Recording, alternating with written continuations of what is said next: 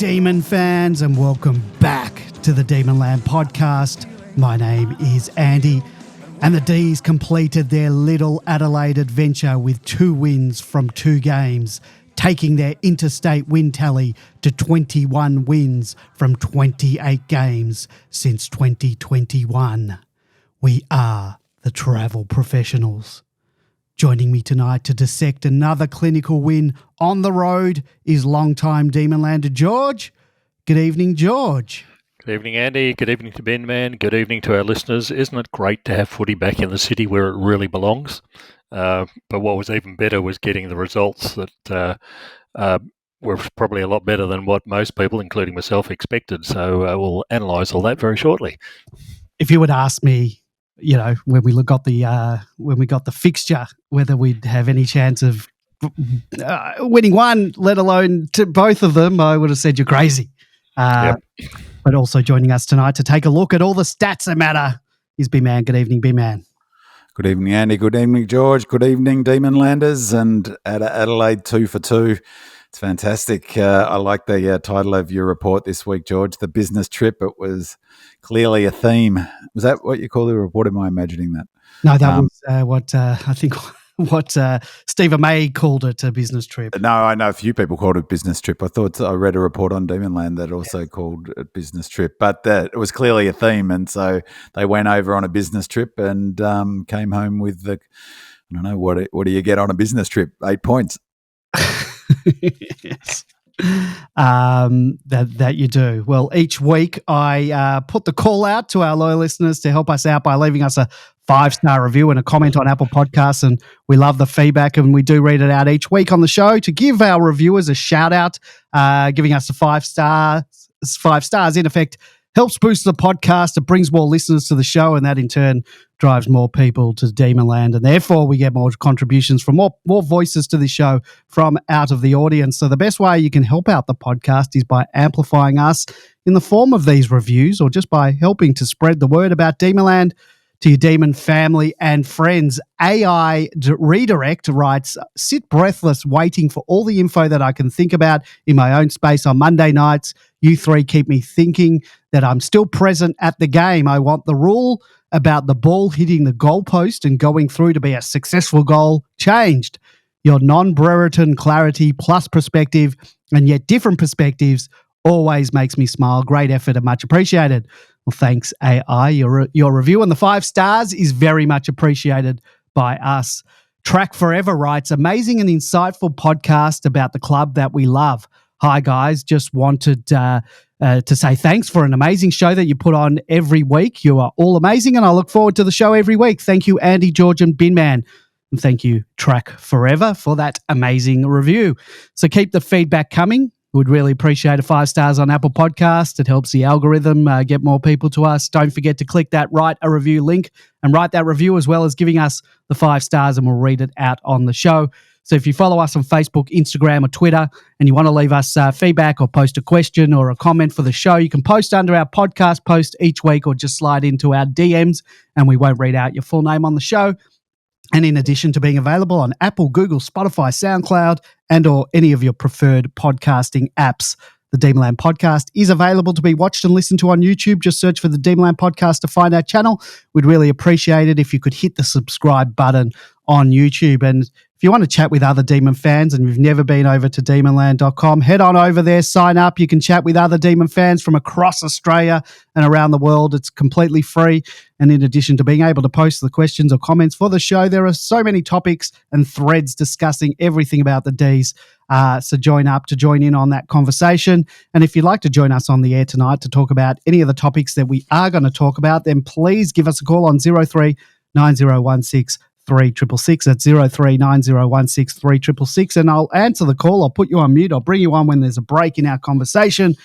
And during the week, you can give that number a call, leave us a message. We'll play it out on the show. We've got 5 voicemailers lined up tonight. So if you are listening live, come join us in the chat room. Head on over to demonland.com/podcast. We will try and be attentive to the comments and questions there and give you your dues. We are live every Monday. So if you want to listen to the show live, head on over to demonland.com on Monday nights at 8:30 p.m. So I'm going to get straight into the match overview. The D's and the Crows headlined the opening of Gather Round on the Thursday night big stage as they clashed at Adelaide Oval. And it was the Demons who continued their impressive form, securing a hard-fought victory over the winless Crows. And despite facing the challenge of a 5-day break and the return of the battered and bruised Stephen May from injury, the Demons showcased us some class when it counted to notch up their 4th consecutive win. And from the outset, both teams were determined to assert their dominance on the contest, and with the parochial home crowd behind them, the Crows aimed to make a statement early in the contest. However, the Demons' defensive wall, led by the indomitable Stephen May, proved impenetrable, denying the Crows any significant scoring opportunities in the first quarter. May's commanding presence, despite nursing rib and back injuries, set the tone for Melbourne's defensive efforts alongside emerging star 𝗟𝗶𝘀𝘁𝗄 McVee, who continues to display a maturity beyond his years. And the Demons repelled many of Adelaide's attacks with precision and composure. And the Crows forward line struggled to find some avenues to goal. They did end up kicking 2 goals, 5 at the end of the first quarter. Might have been more goals had they kicked straight. But as the game progressed, Melbourne's defensive resolve remained unyielding, conceding just a solitary goal in the second quarter. Jake Lever, Tom McDonald, Blake House, Trent Rivers and Christian Salem all contributed to Melbourne's defensive solidity, frustrating the Crows forwards and limiting their scoring opportunities. And despite Adelaide's spirited efforts, Melbourne's third quarter blitz, spearheaded by Bailey Fritsch, effectively put the game beyond reach. Fritsch, who was being relatively quiet in the first half, exploded into action, booting 3 crucial goals to extend Melbourne's lead and assert their dominance. And while Adelaide mounted a late comeback in the final quarter, Melbourne's commanding three-quarter time 28-point lead proved insurmountable. And despite closing the gap with a couple of late goals, the Crows ultimately fell short as Melbourne held on for a 15-point victory. Petracca's midfield brilliance and Gord's dominance in the ruck underlie Melbourne's overall strength and versatility in a game where 4-time Bluey winner Clayton Oliver, who's nursing an injured hand, was quiet, as was Jack Viney, who was ill in the lead-up to the match. As the final siren sounded and the D's celebrated another hard-earned victory on the road in hostile territory, overcoming the challenges posed by a demanding fixture, and they further solidified their status as a genuine premiership contender. And they face another test this week against the Lions to further bolster those credentials as we edge closer to the well-needed bye. Guys, any thoughts, George? I'll start with you. Any brief thought? Yeah, we'll keep it brief. There's a lot of things that we'll talk about tonight. Really impressed with the defensive efforts, and I'll talk about that. There were some observations I made. I watched a replay because there was no other Demons match this week, so I got to see the game twice. And the second time, of course, you don't have to worry about whether we win or not, apparently. So we won that as well. Your heart rate. Don't you watch the replay every week, George? No, not every week. No, usually watch a 𝗙cie game or something else when I'm allowed to. So, but it was really interesting. I watched it straight away again after a win, and I've watched this game. I actually just finished watching it before the show. Outside of the footy club and Demonland. Yeah, well, I'm not watching any media, so I had a big hole to fill, and I thought I might as well watch the game again. No, so it was really interesting, and I was able to see a few things that certainly I didn't see during the game when I was watching it live. But really impressed with the defence. What did strike me during the game was here was 2 teams, one off a 5-day break, one off a 6-day break, who'd travelled from Perth. It was really exhausting for both of them, and I think come the final quarter, that was pretty obvious. The Crows did exactly what they did the previous week, 2 goals, 5 in the first quarter, and not much beyond that. They don't have a great avenue to goal. It's either Fogarty or Tex Walker, and that's about it. So that they're going to struggle. I thought they'd do a lot better at the start of the season, as per my predictions. But the way they're running at the moment, they're not looking particularly good. So I don't think that Mr. Nix as the coach is probably the right person at the moment. They're certainly fit enough because we know Burgess is running the show there. But what the other interesting thing that I picked up in this match was I don't think there were any goal reviews. No, I don't think there was. which is probably I think that's the first since they ever brought in the goal review system. They seem to be occurring in every single game at every opportunity. So there was one. I'm pretty sure my crypto went down over the weekend over that. Well, maybe I'm imagining it because I watched a fair bit of footy on this. But there were a few goal reviews over the weekend where it was like I couldn't work out what they were reviewing. It was exactly, yeah.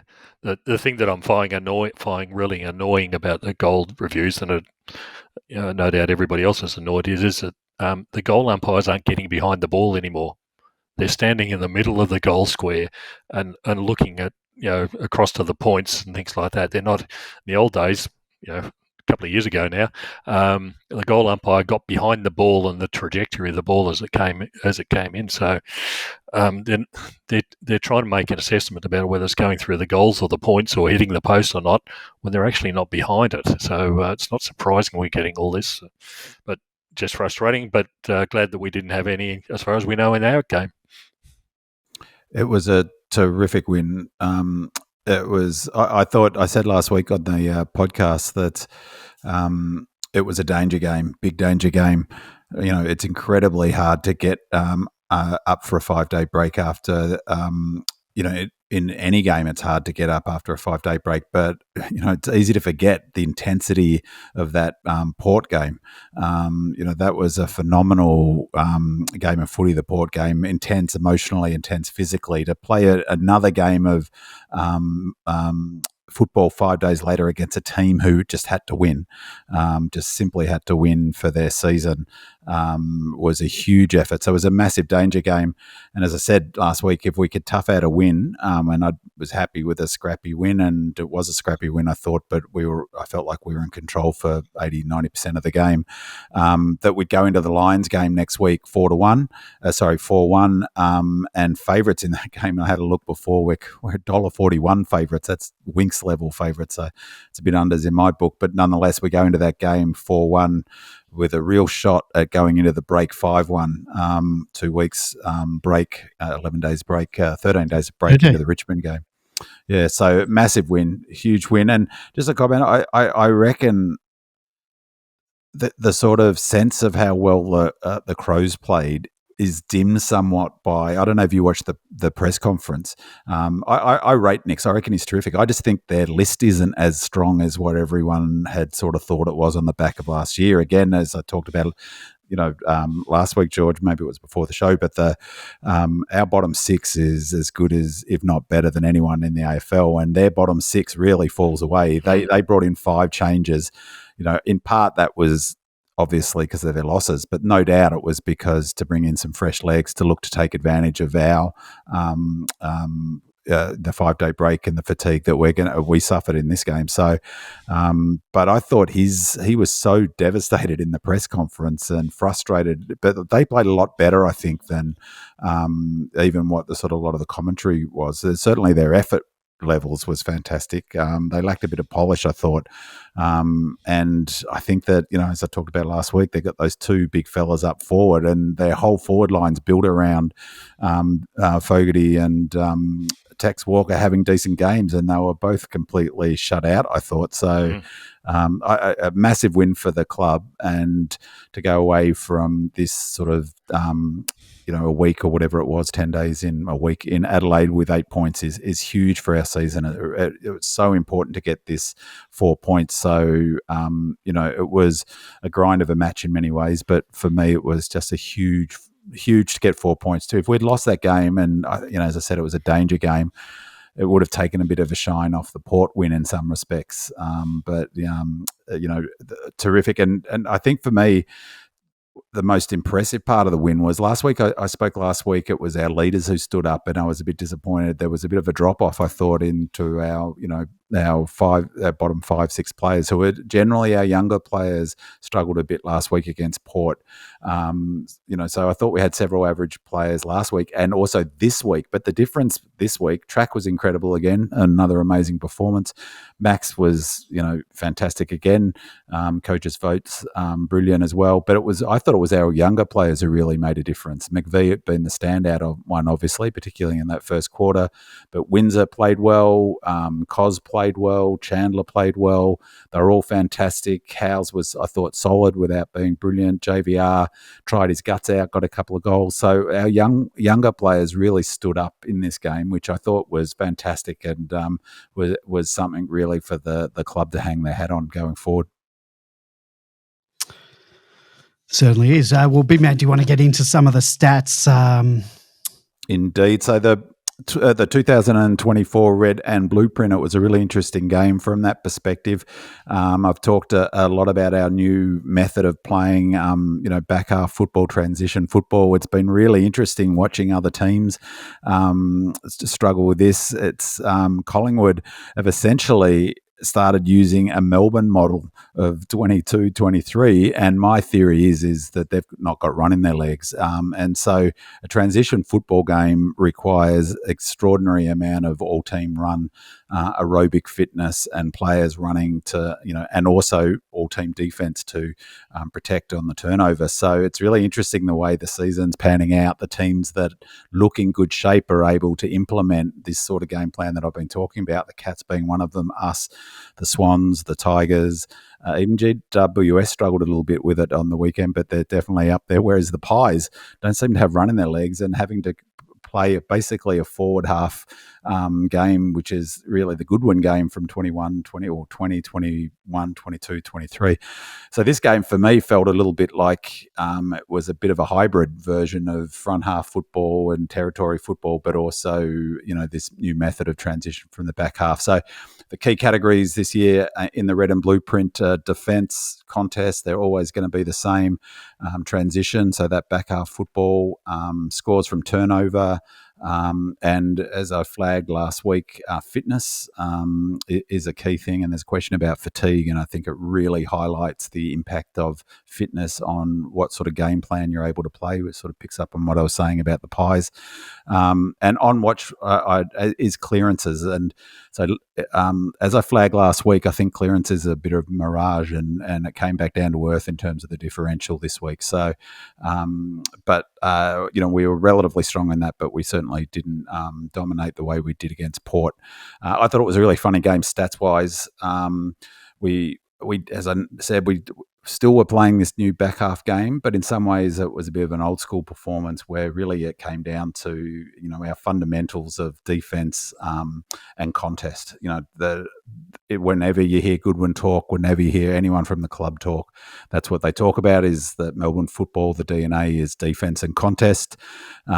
So defense taking that, they could only manage 63 points from their 54 inside 50s. As George said, the defence was brilliant all night.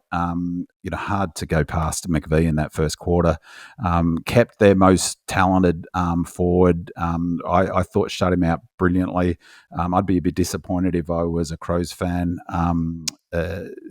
in how well he was shut out. McVee, he's so calm under pressure. He looks like he's a 200 gamer. And I don't know, Georgie, he looks like he's got taller. He looks like he's got bigger, considerably bigger from last season without losing his sort of athleticism. Am I imagining that?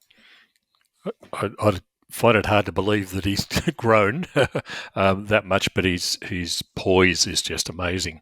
Yeah, well, maybe he's just filled out a bit. I mean, he's still young. Like men continue to fill out to their sort of mid-20s, I guess. They don't update any of the height and weight stats. If Max had mentioned last year at some point when they were talking about something, I think that you remember the whole skin folds issue. He said he mentioned that they don't update the height weight stats from when you're basically a rookie. So but I thought he was brilliant. I thought Lever was brilliant. I thought Howes was solid. Again, it just was a huge tick for our system and our structure. And again, you could see how often the Crows wanted to move the ball quickly from the back half, and were just frustrated by their inability to find a spot. They finally pulled the trigger at one stage. It ended up being a goal, but really you give this to our defense when they're trying to move it out. The goal that our first goal in the second half, that 𝗟𝗏 intercepted the ball in the corridor and then laced out a pass to 𝗏𝗏 all by himself. That's a classic example of turnover football, of what we're trying to do. The opposition struggling to get it out of their forward line and looking to transition from their back half, and they take off they come out after half time. Obviously, Nix has probably been in their ear about, come on, we've got to get on our bike and attack. 2 minutes into the second half, they do that. They bite off a kick to the corridor, and the D's are setting up super well defensively to stop the opposition transitioning the footy, and we're sweating on that. And you could see how quickly that Oliver read that ball. He was waiting for it, and he sweated on it, and that set up a key goal. Actually, I thought so. So on defense, our defensive system is just, I think, the best in the AFL. As I said, only 63 points from them from their 54 inside 50s. Their expected score was only 8 points more, or I think maybe 11 points more than maybe it was a bit more than what they got, but so ours was down as well. So we still won that game on expected score. So there was no sense that they burnt a lot, but they certainly didn't take their advantage of that time. They had momentum in the first quarter. Intercepts, so this is defence still. Intercepts were +4 for intercepts. Intercept marks, we were +4 as well, 17-13. Scores from turnover, so this is a big one in terms of indicating where you're at. We scored 43 points to their 35 points, so +8 from turnover. So they still did pretty well, but in a game we'll win by 15, we're +8 in turnover. This one was an interesting stat for a team that's, as I mentioned, have relied so heavily on Walker and Fogarty having good games. We had 10 marks inside 50 to their 2, but we got better transition. So, like that 𝗏𝗏 one, that was a mark inside 50. We had more uncontested marks than them. So the second big one, the fundamental contest for us, contested possessions, was 131 to 129, so +2, which was really good. After the first quarter, they were +8. So that means that we were +10 for the rest of the game, which is terrific given we were definitely fatiguing in that last quarter. Pressure was fascinating. The pressure game, I was amazed actually when I saw these numbers. We were 201. Remember, 200 is considered elite for pressure in the quarter. They were 172 in that first quarter. So we actually came out and we were, we threw ourselves into this game, and we were clearly set for a contest and being physical and leaving Adelaide with the points. It was 186, 188 in the second quarter. Then, curiously, the third quarter, ours dropped right away to 162 to their 177. Which was 162. I'm not sure, but I think that might be our lowest so far for a single quarter this season. I'd have to look, but it would certainly be up there or down there, whichever way you want to view that. The last quarter, this was what I found amazing. We were definitely fatiguing, and in that last quarter, we went at 205 in that quarter to their 192. So I just thought that was a brilliant effort level, basically, from right across the board. For the match, it was 190 to 182. So that's a very high pressure game of footy. Curiously, our 2 highest scoring quarters were also our 2 lowest pressure quarters. Maybe that's not a coincidence. Maybe that's to do with that sort of faster ball movement. Is obviously going to be less pressure. So I thought that was really interesting. Selwood said early in the game that both teams were playing spares behind the ball. We always play a spare behind the ball, as I've talked about a lot. And the Crows have a very similar defensive system, albeit a bit more aggressive, and they push up the ground. But Selwood then said at the start of the third quarter, they'd gone man-to-man. I just wish that the coverage of football was more sophisticated, because I would love to know at what point that happened, whether that happened in the third quarter or it already happened in the second. But it clearly didn't work going from man-to-man, and I think that gave us the opportunity to score from the back half. 162, we scored 4-7 or 4-6 in the third quarter. It was our lowest pressure quarter, so that was interesting. Our top five pressure players against Port, and this sort of goes to my point about the leaders standing up in the game against Port. Our top 5 pressure players against Port were 𝗍𝗏, Nibbler, Track, Oliver and Max Gorn, which is basically our leadership team right there. But against the Crows, our top 5 pressure players were Cade Chandler, Sparrow, Nibbler, 𝗍𝗲𝗁, and Jack Viney, who must be part of his pay structure to always be in the top 5 for pressures. I thought that was fantastic. 3 of those 5 players are 23 and under, young leaders in Chandler, Sparrow, and 𝗍𝗲𝗁. And what was most impressive is, just on a note on pressure points, they're the weighed sum of pressure acts. Physical pressure acts are worth 3.75 points. Closing acts are worth 2.25 points. Chasing acts are 1.5 points. And corralling are 1.2, which is why you get less pressure points when it's a big open, when it's an open flowing end-to-end game without much stoppages and free-flowing footy, because there's less corralling, there's less sort of pressure acts. Physical pressure acts are where one player literally touches another player, so a tackle or a bump or whatnot. What was just fantastic is that how they arrive at pressure points. Cade Chandler, he had 79 pressure points. His season average is 51.8 pressure points. Sparrow had 68 pressure points. His season average is 50.6 pressure points. And 𝗍𝗲𝗁 had 62 pressure points, and his season average is 44.2 points. 44.2 pressure points. So that's just brilliant from 3 young leaders to stand up in a big game that we really desperate to win. That's where we won the game, I reckon. Those younger players stepping up, those young leaders, fantastic performance to have your highest pressure points for the season in a game where everyone's fatigued. Tackles, they'd be thrilled with this, +7 for tackles. This number has been down, so that I mentioned it last week, so they'd also be thrilled with this. We had 14 tackles inside 50, so we had 7 more than them, which I thought was a big factor in the game. Though curiously, ground ball gets, we were down again, but only -3 this time. Clearances were curious again, so we just didn't dominate the way we did in terms of the score.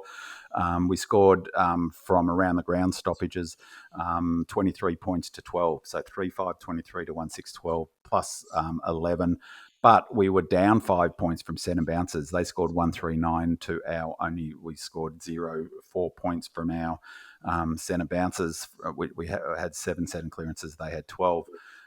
So we only were +6 for scores from clearances, unlike, for instance, Port, which we were +24. Just on hitouts, this one was really interesting, and I think it sort of speaks to one of the advantages. I think we're setting up at stoppages to be aggressive and score. Maxi had 39 hitouts, 10 of them were to advantage. I've talked about Van Ruwen's rocking. He had 15 hitouts, but 4 of them were he had 4 to advantage, and Riley O'Brien had 39 hitouts, but he only had 4 to advantage.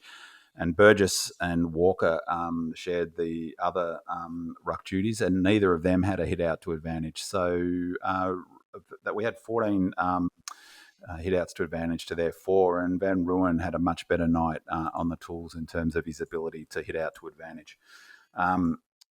So last week this one was really, really key, I thought, to the game. I was amazed last week. We, as I mentioned, we only took 5 contested marks last week to Port's 9. Not a great number, whichever way you cut it. Perfect night for footy. It was windier this week, and by all accounts, it was quite windy at the ground, from what I understand, in terms of swirling around.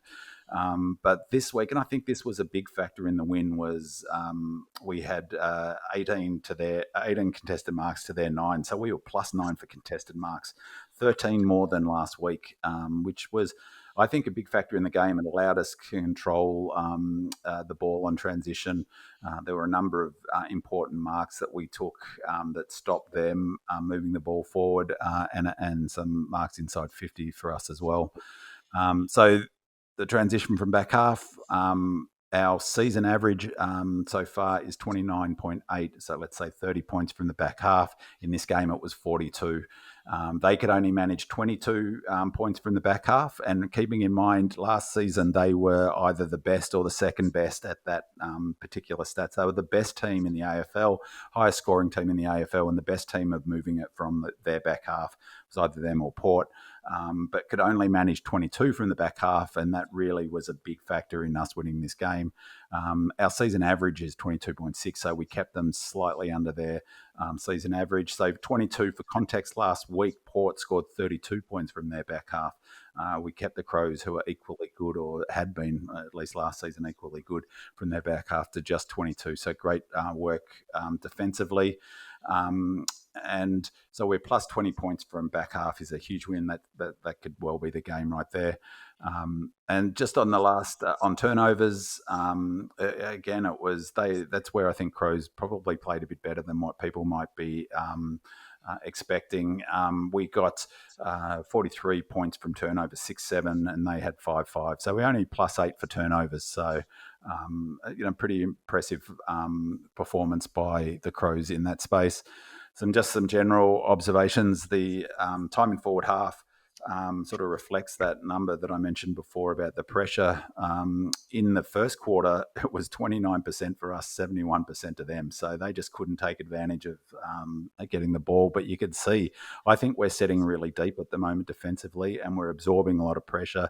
I think they're doing that to allow space to run in. So, as opposed to Port, whose defensive line pushes up really high and creates density, or narrows the gap between the half back line and the forward line, if that makes sense. We're setting really deep and allowing the ball to come in deep, and they got most of their goals from out from 30 metres out. So, well, a lot of their goals, not most. And that was really reflected in the first quarter, 29% forward half to 71. But then it evened up. We went to 58. And so our scoring quarters, the scores where we won the game, the second quarter and third quarter, we actually dominated time in forward half, 58% in the second quarter and 62% in the third quarter, swung back to 44-56. So for the match, it was 48-52. So interestingly, that's what I said, it was a bit of a hybrid game for this new method, which is scoring from the back half, but time in forward half and pressure. That was reflected by inside 50s, where they had 6 more than us, but we had 333 more metres gained. So yeah, really interesting game from a statistics perspective and the data, but a super tough win. And the contested marks were a terrific number, I thought, but I was most impressed with our pressure players and Cos Chandler, and who's the third young player who was so impressive on defence, on pressure. It was an interesting thing I saw on the Brisbane North game played at Norwood Oval. At one stage, both teams had pressure ratings of over 225. In which game? Brisbane North. It's because Norwood Oval is so tiny. Yeah, it's smaller than the SCG, smaller than Cardinia Park, and there's no room for anybody to move. It's got 2 boundary lines which are absolutely straight flat. Yeah, and so like completely blows all the statistics out the window because nobody can move anywhere without being under pressure. Yep. Well, that's right, because as I mentioned on the pressure points, every time players come into contact, that's 3 points. That's the most pressure you can apply is when it's so in tight, there's going to be lots of times where they're running into each other. And I really hope we keep playing games in this gather round at Adelaide Oval, because that oval, Norwood Oval, love the history and the stands and all that. It's great, and the old suburban grounds, but really, how can they be playing AFL games on a ground of those dimensions, and you can't even compare it to Cardinia Park. It's not the same. And did you see what the AFL's proposing for next year, though? They've to have a game out at what is it, Barossa Valley? I don't know. In the Barossa Valley, they showed the ground. It's got gum trees around the boundary line.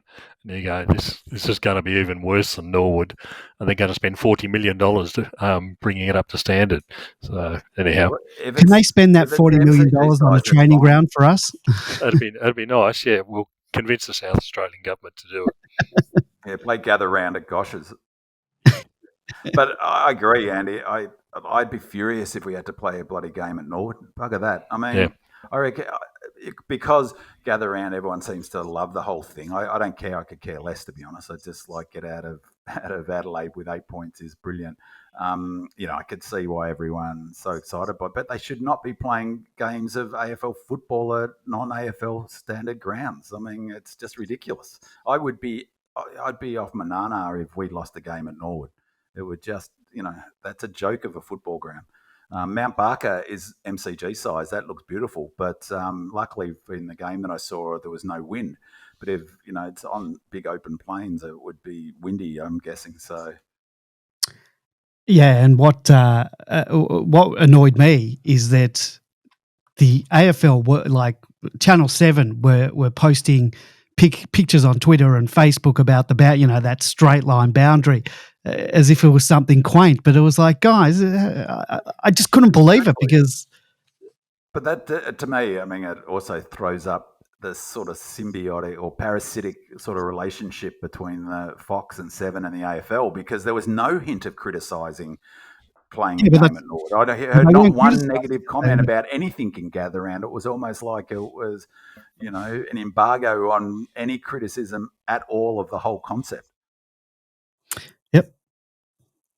Amazing. So I think Melbourne should just say, we're not going to play gather round unless we can play at Adelaide. And we're happy to play Port the week before, and we're happy to play Adelaide every year. We've got a question about that, and we'll talk about that later, what you want in future years for gather round. Let's get into our listener questions. And the first one's on fatigue and the 5-day break. Demon WA says, loving the pod again this year, gents. When the Crows were making a charge late, all of the banter from last week's match review around MFCSS and the 5-day break were ringing in my ears. Gutsy in the end from the boys. Khan, you demons. Keen to see what B-Man's analysis of the stats look like. Lots of low numbers and down performance, but ultimately got it done. Well, you just heard all about it then. Lazy adds a 5-day break, slight fade out, and inaccurate kicking, including 5 points in the last quarter. Did fatigue catch up to us? Very happy to walk away with that win. Go Lordy asks about our inaccuracy, but I believe, or I hope, that it is related to fatigue. So we'll see what the guys think. Go Lordy writes, I rejected all the accuracy love directed towards the Demons after the Port Adelaide win because I believed 15 goals 6 was a fluke. I hate to say it, but I feel justified about our 10-18 effort against the Crows. I remember last week Goody saying, yes, we have been working on our kicking for years with Choco, as if the problem had been solved. Did any of the press ask him after the Crows game what happened this week? Perhaps he would argue that Billings' 3-point effort was because he hasn't been attending Choco's kicking classes for long enough. Fair dinkum. This monkey will kill us again in the finals. What can we do about it, George? Please give us an answer. And D-Star 9 says, firstly, absolutely love the podcast and the effort you all put in. I'm more the bin man type of supporter, but thoroughly enjoy Andy's MFCSS and George's insights and articulations. My observations on both games in Adelaide, we go into Port Adelaide game with best available team and found a way to win, even though we weren't at our optimum. I find these wins so satisfying because I know our best is yet to come. We hit the second game with some sore and tired bodies against a fired-up crowd and opponent. Again, we find a way to win. I felt we needed a buffer at three-quarter time because we would tire in the last. Adelaide may not have the quality, but they brought in 6 new young sets of legs, and we all know they are Burgess fit. I don't echo the sentiments of bad kicking. There were reasons. Big Benny Brown would never have been penciled in for that much footy, but he still put his body in for a target. Again, what I'd loved about these wins is the ways we've found to win will hold us in such good stead and give us so much to draw on as the season unfolds. Now I'm off to do a 5-star review, finally. And finally, Ross Millans asks, after we got 4 or 5 goals up, did we put the queue in the rack, slow the game down and manage the margin for the last quarter? It just felt to me that coming off a 5-day break, we did what we needed to do. And more than that, I feel there was more in the tank if we needed it, but we didn't. So, big man, how much do you think the fatigue of the grueling schedule that we've been dealt with, having played the extra game, because we played an extra game of everyone, and that game was played in oppressive conditions in opening round, the 3 interstate games, albeit we didn't have to travel this week, but still being away from home and then playing off a 5-day break with some banged up and bruised bodies.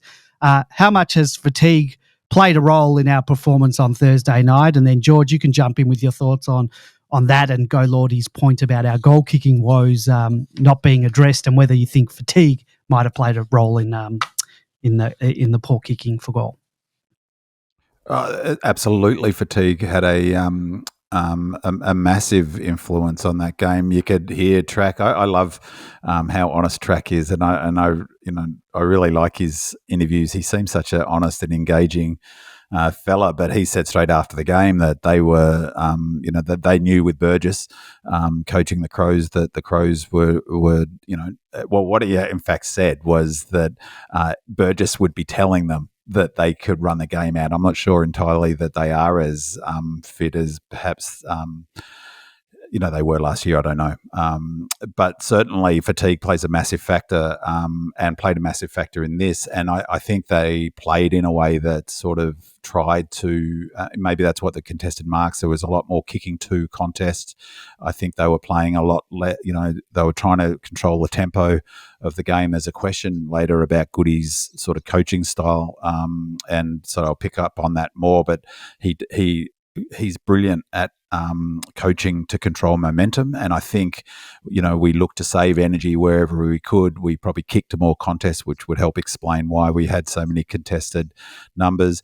There's absolutely no doubt that 5 days. I've been looking at this for a long time because of my punting in terms of marrying up the difference in breaks between teams. Now it's in punting on when you can bet the line, it's a really big factor. When a team has an additional day rest, anything under 7, over 7 doesn't matter. Anything under 7 days is any additional day is a massive advantage. Yes, Adelaide had to come back from Perth, but that still had an extra day to recover. The athletic and aerobic demands on these players is just insane. And you saw, to me, it was absolutely no surprise at all that Clary had a down game, because he's exactly the sort of player who's going to struggle to come back after a 5-day break. He had an interrupted preseason. Same with Benny Brown. I just looked at Benny Brown's time on ground. He had the lowest other than WoWo. He only had 70% time on ground. That's because he's coming off a limited preseason. The same for Pets. So it absolutely has a massive factor. And as I've banged on about for a long time, I think one of the most underrated, one of the biggest factors in football now is fitness. For me, and it's not discussed in the media, fatigue is a function of fitness. And I use this analogy of playing golf. Whatever standard golf you are, run 100 metres and then try to drive a ball and see how you go. The players with the best technique will be able to still manage driving the ball. Fatigue exacerbates poor technique. So I think that, I've been banging on about this for ages, to get better players, kicking skills in, more players with better kicking skills into the team will address some of the issues of fatigue. But yeah, so absolutely had a big factor, which is why I was so thrilled with the win. Like that was a fantastic win because of that factor. 5 days is a ridiculous. Now we've got one more for the season. We back up for 5 days from the Cats game into the Blues game, and I personally think it's ridiculous. I just think the AFL should not. It ruins the product.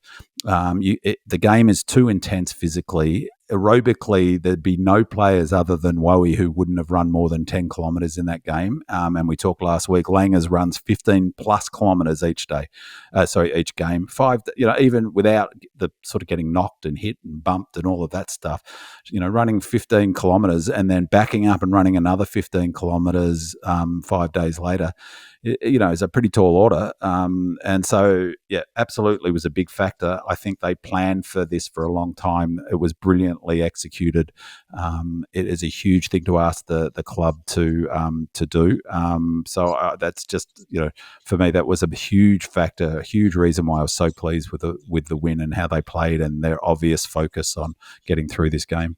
I'm sure 𝗟𝗲 would have been made to run as well to get his required. Yeah, he would have got those kilometres up. And Yep. just before George goes, that thing about that's where it's interesting, the expected score, because in fact our expected score was okay, because we from set shots we were in fact bang on. Our expected score was exactly what we got. 0.4 was the difference between our real score and the expected score, and we were only 7.7 down from our general ground ball shots or our general play shots. So it was only 7.5 points less than what our score was. So again, we were actually pretty accurate. So 10-18, that's why that number is good. So it's a better way of thinking expected score is not to think, oh, we would have won if we got expected score. Mm. It's a better way of just thinking of it in terms of accuracy, because in fact, the number says 10-18, but it's misleading. That number's misleading because there were a couple of rushed in there,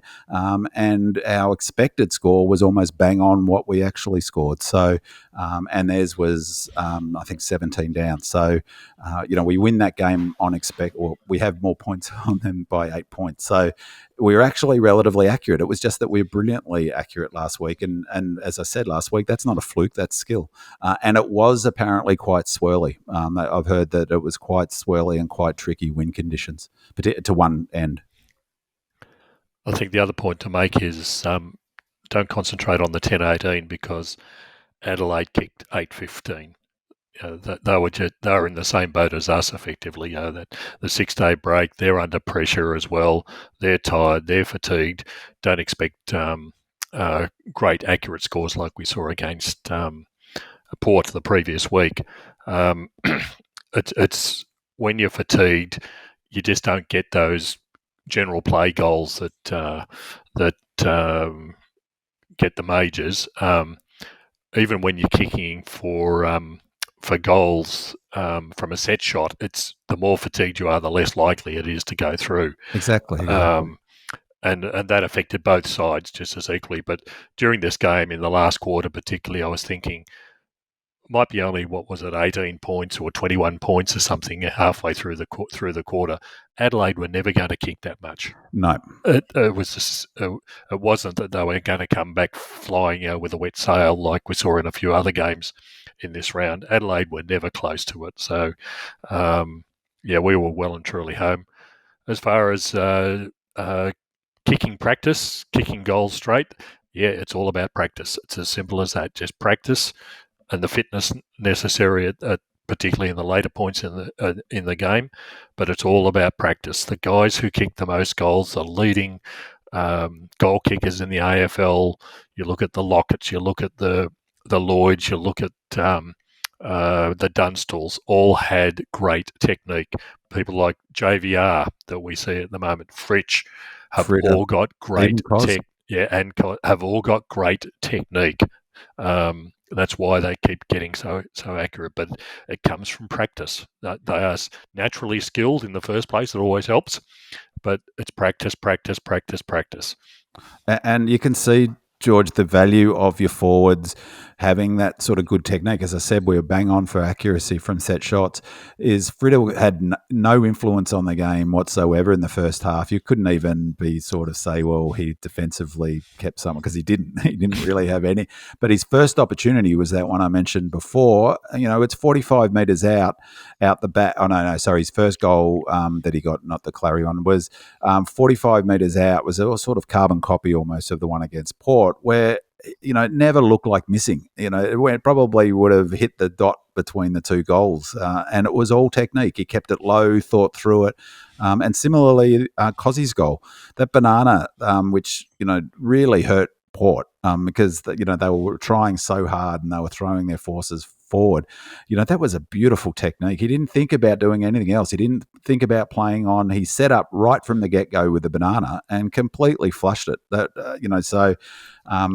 our kicking up forward, I thought it was excellent. And it's interesting. I don't know what you guys thought about Billings' games, but I thought his kick were brilliant. The way a couple of times he set our forwards up with exactly the sort of kick that I'm always been complaining about in the last few years, that we have so few players who seem to be able to do it, is to kick to the forwards advantage. So the one that JVR marked, where Brown, he ended up getting the 50 metres and Brown sort of gave him a block.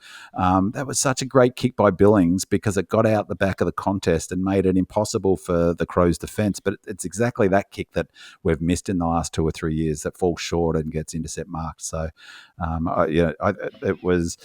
Fatigue definitely plays a factor, but the stronger the technique, the more able players are to not let it affect their accuracy and their kicking. Bigfoot says, the pod has gone to another level this season, gents. How magnificent and gutsy was Stephen May in the first quarter with those 3 intercept marks? Were you a little worried after the first 1 or 2 when he pulled up a little gingerly? I really hope we didn't bring him back too soon from what looks like a painful injury, and it potentially has long-term implication. Bush Demon asks, is Stephen May the best player we have ever recruited from another club? And Joe Boy replied to him saying, he's a great pickup, but Brett Lovett from Hawthorn was a beauty too. So I thank the footy gods daily for the gift of Stephen May, battered and bruised, nursing 2 broken ribs and a cracked vertebrae.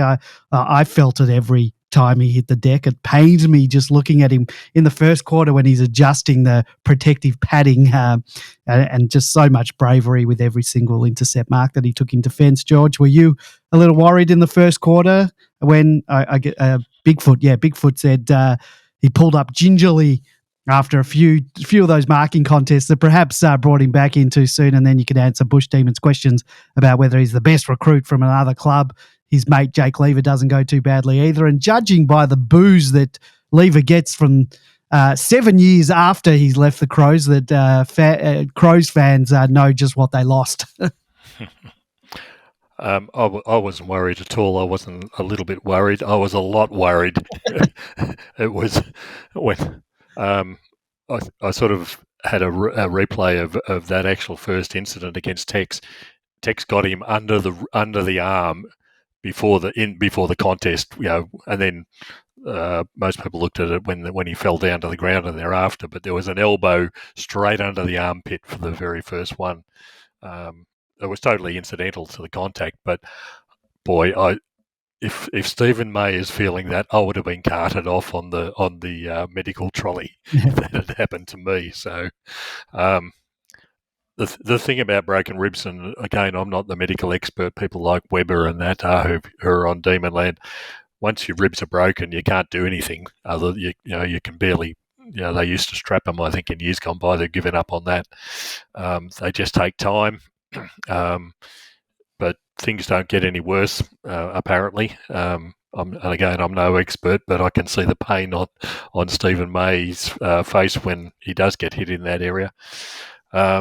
But against someone like Tex Walker, that was a superb display, and not just to hold his position, but then those intercept marks at critical times in that first quarter when they were throwing everything. Putting your arms up in the air with broken, that was something special. So knowing that contact can come at any time. Yeah, exactly. As for better players, you'd be hard pressed to find someone tougher and harder and things like that. Don't forget about Jake Lever. He was a pretty good pickup that we got from Adelaide. And when you've got a fullback in Stephen May and a centre halfback in the old parlance in Jake Lever, there's also a not bad winger that we picked up from Fremantle running up and down. But the thing is, we've got them, all 3 of them, in the team at the same time, which is critical, and a real credit to the recruiting team and the list management team to have 3 players of that quality, of that supreme quality, in playing in the side at the same time, having come from other clubs. I thought May, it was massive from a couple of levels. One, just as you said, how strong he was. It was really that first quarter. Those 3 intercept marks he took in the first quarter were key, obviously, to stopping them scoring. So that they're obviously important from that perspective. But I thought the other aspect was the psychological aspect of it, because everyone knew that he was coming into the game with broken ribs, and he outpointed, their big gun forward, Walker, 3 times. To me, that the Adelaide crowd, they always talk about it, is to suck the energy out of the Adelaide crowd. And I thought Goody, as I've talked about, he manages momentum really well. And one of the benefits of that is that it was only in that last quarter when they sort of got a goal and at 15 points that the energy of that crowd got up. Otherwise, they felt it was a super quiet game otherwise. And I thought May was a big factor in that, the way he just monstered Walker, I thought, outplayed him. And then the other bit of play that he did was, and I can't remember, I think this might have been maybe the third quarter, but it was just a fantastic bit of play to get back and stop a goal that, it would have really given them some momentum. And he sprinted back and he timed his punch to get it right on the line, which, would have involved him twisting his back. And, so he would have been in a world of pain. The funny thing, when he took that first mark against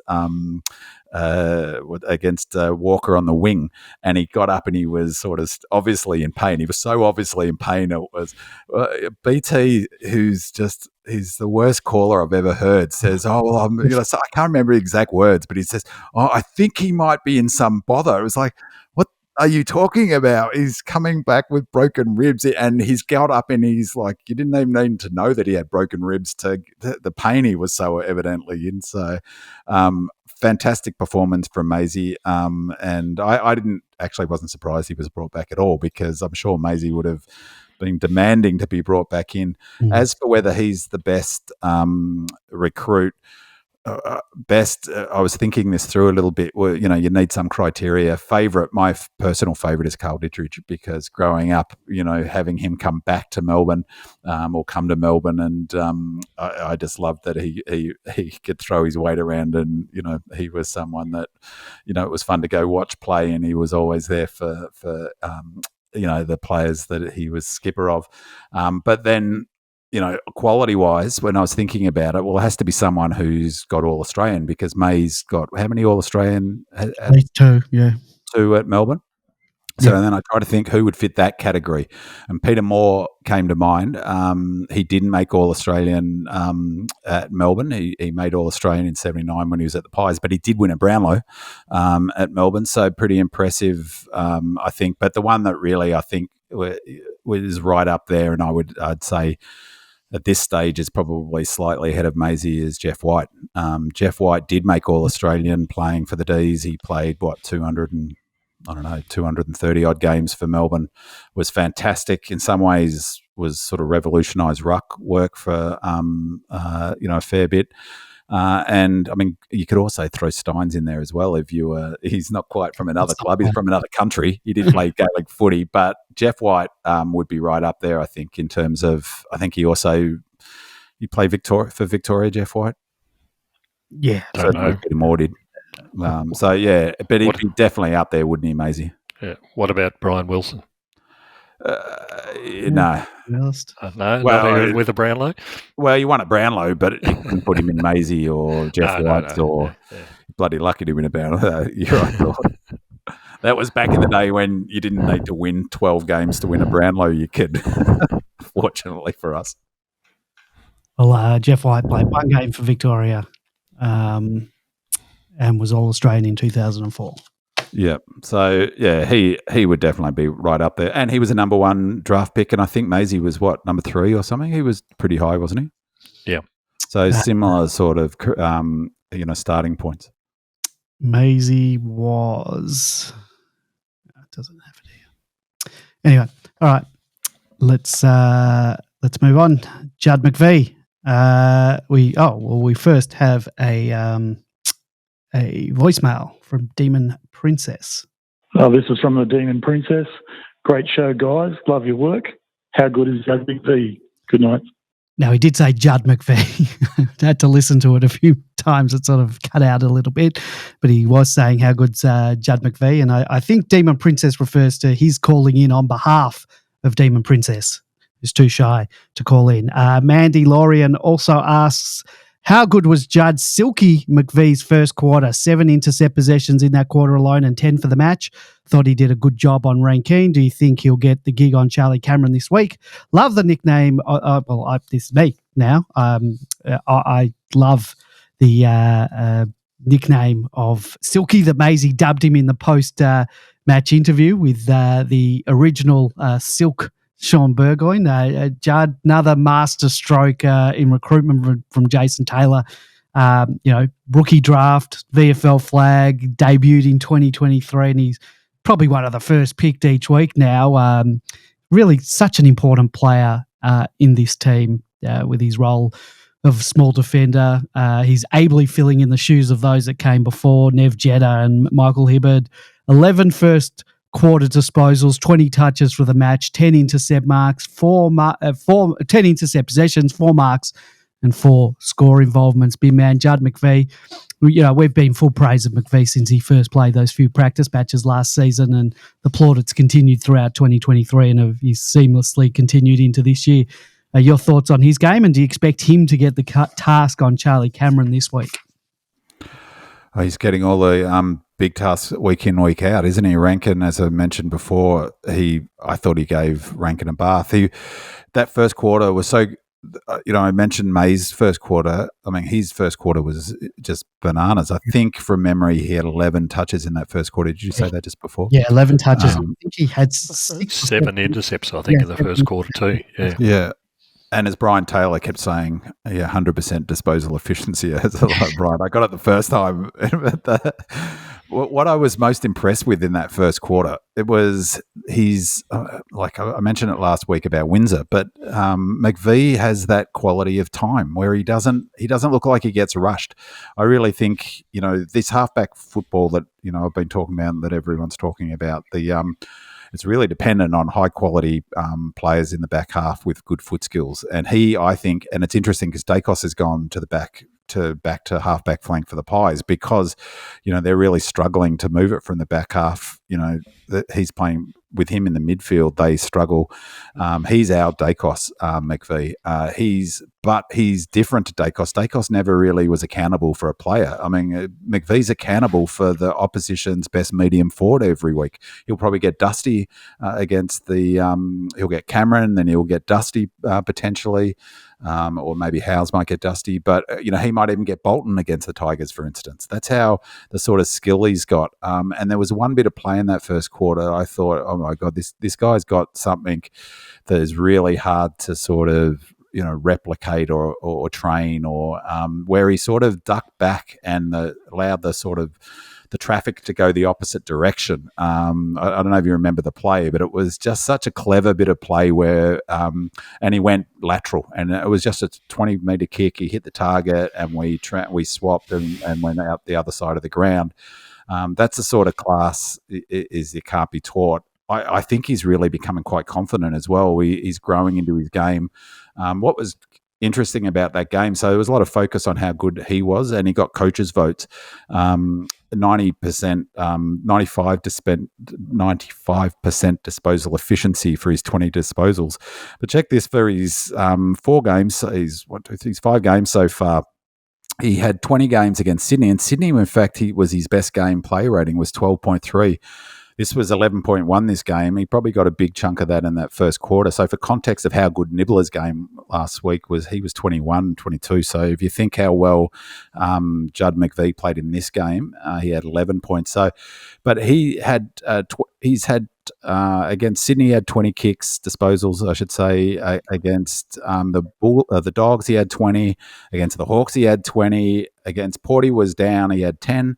But in this game, 20. So that's pretty remarkable consistency. 4 of the 5 games he's played this season, he's had 20 disposal. And his lowest disposal efficiency is 80%. 2 games, the Hawks game and this game, his disposal efficiency was 95%. 416 metres gained in this game. Against the Bullies, he had 419, but 416 is almost his season high. And I'd be guessing 200 of that would have been in the first quarter. I think he was really critical to us winning this game because, partly because he shut down Rankin, partly because his intercept was so. What'd you say, George? He had in that first quarter 7 intercepts, I think. Yeah, I mean that's super important. But two, again, that psychology of shutting down one of their best players, just like May did on Walker. And who is he? Who's this McVee? So I think he's quickly become one of our most important players, which is incredible given the quality we've got down back. And I really like the sort of way he waxes with Howes. They have a similar sort of skill set, I think, and they seem to have good synergy together as well. So he's still got another 2-3 years away from his peak as a footballer, and he'll get a little bit better, McVee. So I think we've got a beauty on our hands with him. I really liked it was the kick that he did to Chandler when Chandler lined up from right virtually on the boundary and nailed it. Yeah, McVee intercepted that sort of in the middle of the ground, and everybody was getting ready for the kick to the top of the goal square, and he's kicked that sideways over the top of the Adelaide player. Yep. Absolutely nailed it, and just brilliant to watch. He created that goal effectively, because if it had gone to the top of the square as the usual, contest, maybe we'll get something out of this, but that guaranteed it. It was just superb kick. And two things that spot on, George. The three things. One, it was a really critical time. And then, of course, Chandler went back and flushed it from the boundary. So another brilliant set shot kick. So one, it was a critical time.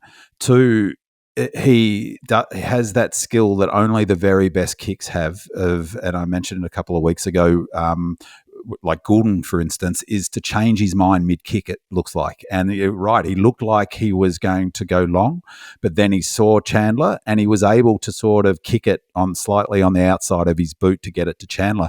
But the third thing that I loved about that is that it looks simple. So you think, oh, well, AFL footballers should be able to find a guy by himself, 9 times out of 10, but we just don't. We're 50% over the journey with that kick, and that's the one that breaks everyone's heart. That's what when you hear people talk connection and all of that baloney, what they're actually meaning is that kick hits a target. When you lose this magical connection, that kick doesn't hit a target, and that's where Crows' problem was. The Crows' problem wasn't inaccuracy, is that they had about 4 similar kicks that they stuffed up from outside 50, inside 50, that we were able to intercept and take the ball off them. So yeah, George, spot on. That was a brilliant kick, I thought. And that's why you need elite kicks. That's why you need elite kicks. Not everyone can do what you just said. Is change your mind almost mid kick or mid just before you're about to kick it. And also have the vision that George notes. Like wasn't so many players are tunnel vision. They go, oh, okay, I've already made the decision to kick to the top of the square. Yeah, and he's got that time, and he's going to be poised. You'd think that he's a 200 game player. Yes. Master Chief says our defence was once again rock solid, and at this point we don't expect anything less. Tommy Mack's resurrection in defence has been a revelation. In particular, his intercept, contested marking down the line is exactly what we need to allow Petty to swing forward. Always been a big fan of T-Mac from his early career as a defender to his swing forward, where he was instrumental during our entire premiership season. Not going to lie, I thought his last foot injury would be the end of him, and I absolutely wrote him off after last year's final series, but he has risen. Leave It to Diva asks, why has T-Mac improved so much? Is it easier to defend is it easier to defend than to play forward? So I agree that our defence was solid. The intercept numbers speak to that. We said McVee 11, May 6, Lever 6, McDonald and Howes 4, Rivers 2, and not all scores from turnover are generated from defence, but I think we did score 40 points from turnover up to three-quarter time, and the score involvement from our defenders is impressive too. Rivers 6, May 5, McVee 4, Salem and Howes 3, T-Mac 2, Lever 1. So it's been a renaissance for T-Mac back in the role of defence. George, thoughts on T-Mac? And if you can answer Leave It to Diva's question, where has the improvement come from? Most of us wrote him off last year when he returned from injury to the forward line. Is it easier to defend and play forward? It's probably a hard one to answer for us hacks watching from the stand. There's a couple of things in there. We spoke about it briefly last week. T-Mac when he was last down the back line, was basically the sole decent defender we had. We had Oscar down there as well, but really, when he's been operating with a group of players like the Levers and the Mays alongside him with really talented, good kicking smalls as well, let's call them smalls, like 𝗟𝗶𝘀𝘁𝗲, McVee, Rivers, it took all the pressure off T-Mac to perform like, he was the person who got into trouble trying to bring the ball out of defence when he was last down there. He was a distributor, and now he doesn't have to be. Now he doesn't have to be, yeah. So what really struck me about this game, like I said, I watched the game on a replay as well. And it started out because I was wondering, what in the hell is Jake Lever doing in the middle of the ground taking intercept marks? Then I realised, hang on, Stephen May's in the middle of the ground taking intercept marks. And then Tommy Mack was in the middle of the ground taking intercept marks. And it was remarkable to watch the rotation. It was almost like a half-court press in basketball. The rotation of these big three in particular, moving up the ground, but not just staying there. They weren't following a particular man. Sometimes they were on Tex Walker's, next time was on Rank, and the next time was on Fogarty. But it was the way that the zone defence worked, and T-Mac worked beautifully within that zone defence, and it was a real pleasure to watch the interaction between those three bigs, but obviously the rest of the players like the 𝗟𝗶𝘀𝘁𝗀s and the McVees and the Howes are working in the background doing their bit as well. But it was like watching a beautiful piece of music in play. They were doing it just so well, and I'll be looking for it more in the game. But what I was really surprised was how far up the ground we were moving with these players. It wasn't just collapse it down to the 50. They were actually attacking Adelaide from the midfield and denying them. And when Adelaide's really depended on the Tex Walkers to take a mark in the forward line when they're not even getting down the forward line in the first place, it wasn't surprising what happened. So, the defenders are doing a great job. T-Mac's fitting in beautifully. I thought he'd be in the same position, particularly with all his foot injuries pre-season. But he's running well. He's performing well. He's not slow, which certainly when he was having the foot problems towards the end of the season, he was really struggling to get any pace up. But now he's really right in the contest when he needs to be. So, it's great. It's a great renaissance for us and for him as well. And I think you hit the nail on the head right then, George. He remarkably, he looks fit and agile. He's moving, quick as quickly as he did in 21. It seems to me he took a fantastic mark on the wing. That's such an interesting point you make, George, about that rotating of those three talls. That's what I said a few weeks ago about Tomo. That's why I think he's not in and T-Mac is, because I'm not knocking Tomo here, but like he hadn't played in a system like that. I just think it requires quite a lot of football IQ, not to say that Tomo doesn't have that, but to be able to do what you just described is a pretty sophisticated thing, knowing when to tag and take to go up with the walker or to go back or, to wax with the other talls to be the marking option or to prevent the oppo marking down the line is, it takes quite a skill. And I mean, it's easy to forget the only reason he was pushed forward wasn't because he wasn't a good defender. It was because his kicking was so terrible from the back half that he kept on turning the ball over. Maybe, Goodwin was trying to implement the zone then and he struggled and we needed a forward as well. But he was our best key defender he was our best key defender when they threw him forward. So, he's got the chops down back. He played for the majority of his career as defender. So it's no surprise. I mean, I haven't played enough footy, but what you hear is that, defence is a bit easier in some respects than forward, which is probably a good thing to think of in terms of JVR because the ball's coming at you and you can position yourself. But just on that point you made, George, which I think is a good one about the way they rotate and don't have a sort of set player, is that if you compare the way Adelaide were setting up in that second half and the way Port do, the back defensive line's like a flat line. Ours is like a triangle or a diamond.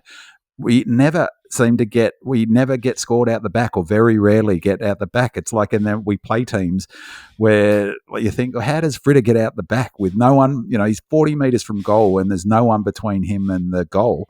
How does he engineer an open? And that's an open goal. That rarely happens to us. It happened once in that game where it got out the back, where Walker marked and handballed onto a fella running into an open goal. But that was it.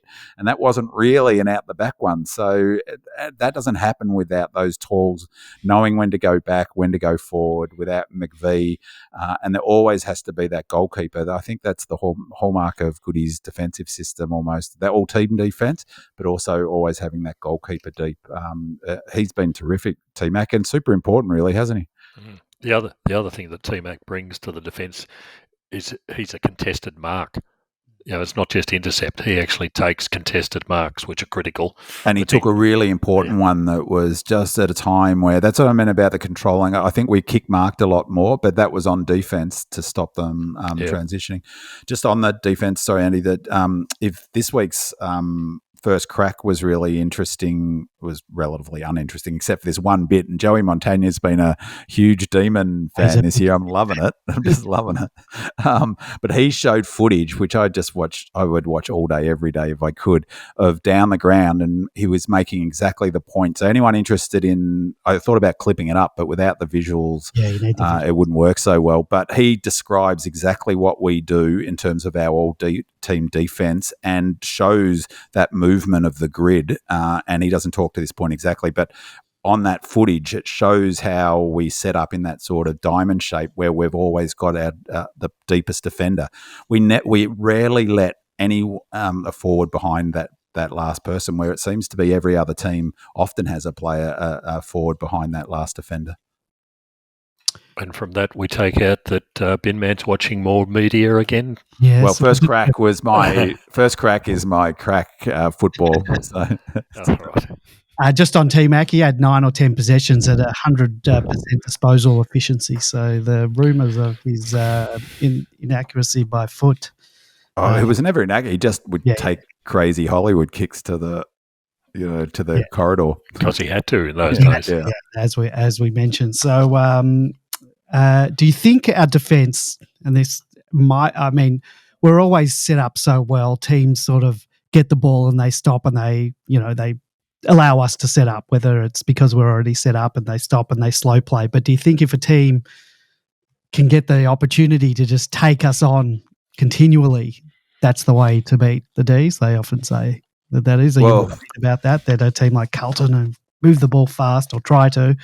Well, they are now this year. Carlton have been following Melbourne's model, but now they're basically doing what Melbourne are doing. I mean, we talked about this last year and the year before. Collingwood basically implemented a method to beat our method, which was move it from the halfback flank. You remember the first sort of 10 games of 22 where we couldn't, get beaten, and Port, remember, tried to basically hold the ball for the entire match. And it was clear that really the only way to beat us was to go fast from the halfback flank, which is what's triggered this back half movement. So I think yes is the answer. That's the way to beat our zone. That's the way to beat any zone, is fast ball movement. It's the same in basketball.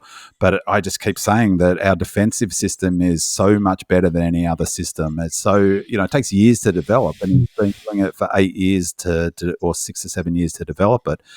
So it's, they're doing this without thinking almost. They all know where each other is. And there was an amazing stat just on our defense, and it really speaks to Goody's philosophy, basically. I'll just bring it up. I took a photo of it on first crack on my phone. So hold on.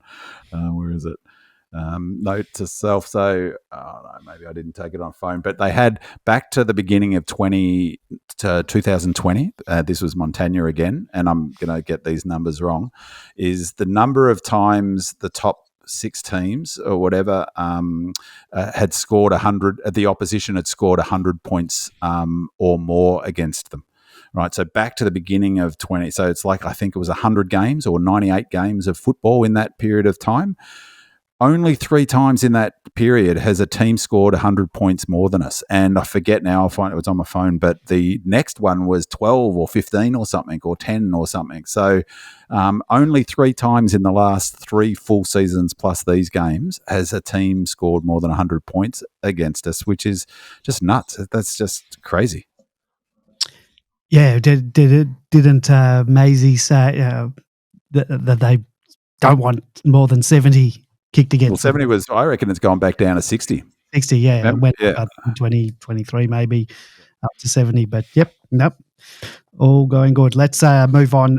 Red Jacket says, Clary had a relatively quiet game, but was involved in some crucial contests in the last. Perhaps his hand injury is hampering him. Viney was sick during the week, and he too had a relatively quiet game. But how good was our big bull Petracca? He's having a ripper season. I have a cheeky pineapple on him for the Brownlow. Sparrow was solid too after a quiet start to the season. So the bull was on parade once again. 29 possessions, 15 contested, 10 score involvements, 8 clearances, 7 inside 50s and a goal. And how good was the lead up to the goal that he kicked with the excellent 1%er smother from Sparrow? Big man track, he was fantastic again this week, wasn't he? Well, I feel like it's sort of, you can just repeat from the first 4 games. I think a big factor is he looks incredibly fit. And he is incredibly fit. And look, you can see the difference between Clary doesn't look anywhere near as fit as Track. And I'm amazed at Clary. I'm just blown away, to be honest, because there's some footage, like you can see against Port, he was in the change rooms without his jumper on, and he's carrying a little bit of condition, is Clary. You can see he's got a bit of a dad bod, it looks like. Well, I wouldn't say, oh, Jesus, if that's a dad bod, I would be... Or a footballer, that's what I mean. For that. Not fat shaming. He's got to be playing to the level he's playing. And even in this game, he was clearly struggling. But like, for instance, that ability to read that play and shark it in the midfield and set up that goal to Fritter, that is just elite level IQ, and I really think he's playing Gus's role. He's the one that they're putting behind the ball almost as the defensive defender, and he's just making really good decisions. So even, I reckon, he was knackered in this game. He played through the whole game. The other one mentioned then in that question was Sparrow. He had just a few more minutes time than Benny Brown, only 70%, just a touch over 70% time on ground as well. And it probably speaks to what George has spoken about a lot over the last couple of seasons, is using the time on using the bench to have players come on and be like a weapon for 15 minutes of power. And I think that's where he's best footy is, Sparrow, is when he can really, impact the game physically. That smother was just fantastic. And if you watch that replay, so if you watch all the goals and watch that replay, the other thing that jumped out for me was that from that goal was Track kicked a beauty on his left foot, maybe? Yeah, left foot, no time, kicks it straight through. Multiple players run to celebrate. They all went to Sparrow. Yeah. Like 𝗟𝗍𝗀𝗀𝗀 was there. He went straight to Sparrow, and it was like that's like just shows you, doesn't it? That sort of whole attitude of this team is we're going to celebrate the person who did the smother, not the person who did the brilliant goal. I'm sure they gave. Well, Track was the first one to go to Sparrow. He knew that's right. Where the goal came from. But look, Track has been bananas, and one of the things that David King has been talking about a lot is how much football he gets forward of centre. And he's been saying that you got to put some time into players like him and Heaney and others. And I don't know how you put time into a player like Tracker. How on earth what would you do? How would you tag him? Like, he's too strong. He's like he's just immense this season. It was interesting. I was trying desperately to see what Oliver's hand looked like with the glove. I think from the looks of things, I think he's actually got a broken finger, which is taped together to another finger, and he's got some strange arrangement with the glove that he's wearing. I think the problem is for Oliver at the moment, where he's so limited simply because he's operating with 3 fingers on one of the hands. So we noticed, or the commentators noticed, that he was had something like 6 kicks to 1 handball. Well, that's completely the opposite of what Oliver is usually doing with his hands. His hands are so critical. But so let's hope over the progression of the season. I mean, there's not like ribs, perhaps you can't do much about a broken finger, but it's limiting his output considerably. But his level of output's still pretty damn good compared to most other players.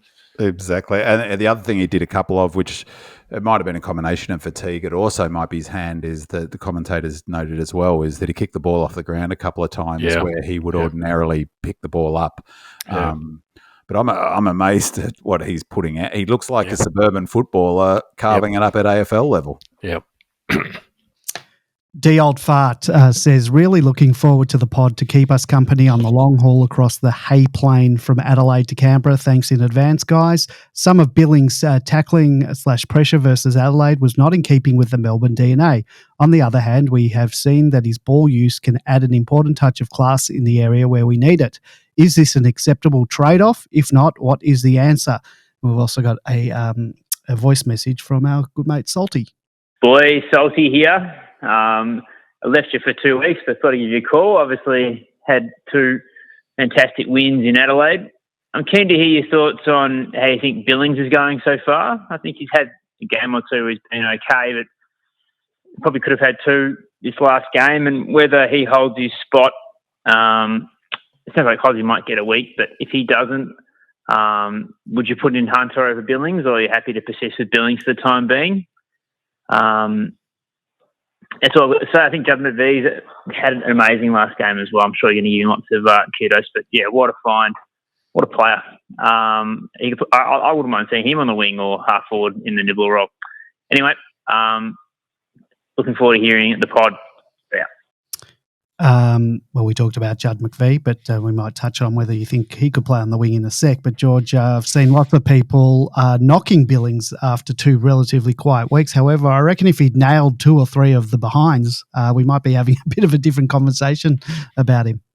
Yeah, that's exactly it when it all boils down. What was disappointing, not the fact that he didn't nail them, but they were both relatively easy shots. Yeah. And for someone who exhibits good kicking qualities, that was unusual. And he had time. He had time. He had heaps of time for 2 of those. Yeah. So I think the feeling is that Billings should be producing a lot more than what he has to date, and it'll be ultimately with Hunter, I believe, being available this week, he might be the logical replacement, but it's hard to say because we're not the insiders. We don't know what they're actually working on, whether Hunter is totally fit at this stage. It's difficult to understand. We don't know his conditioning either. He exactly. might, exactly. I think the important thing is, 4 weeks ago we would have said, Caleb Windsor, he's too young to be running as a winger all this time.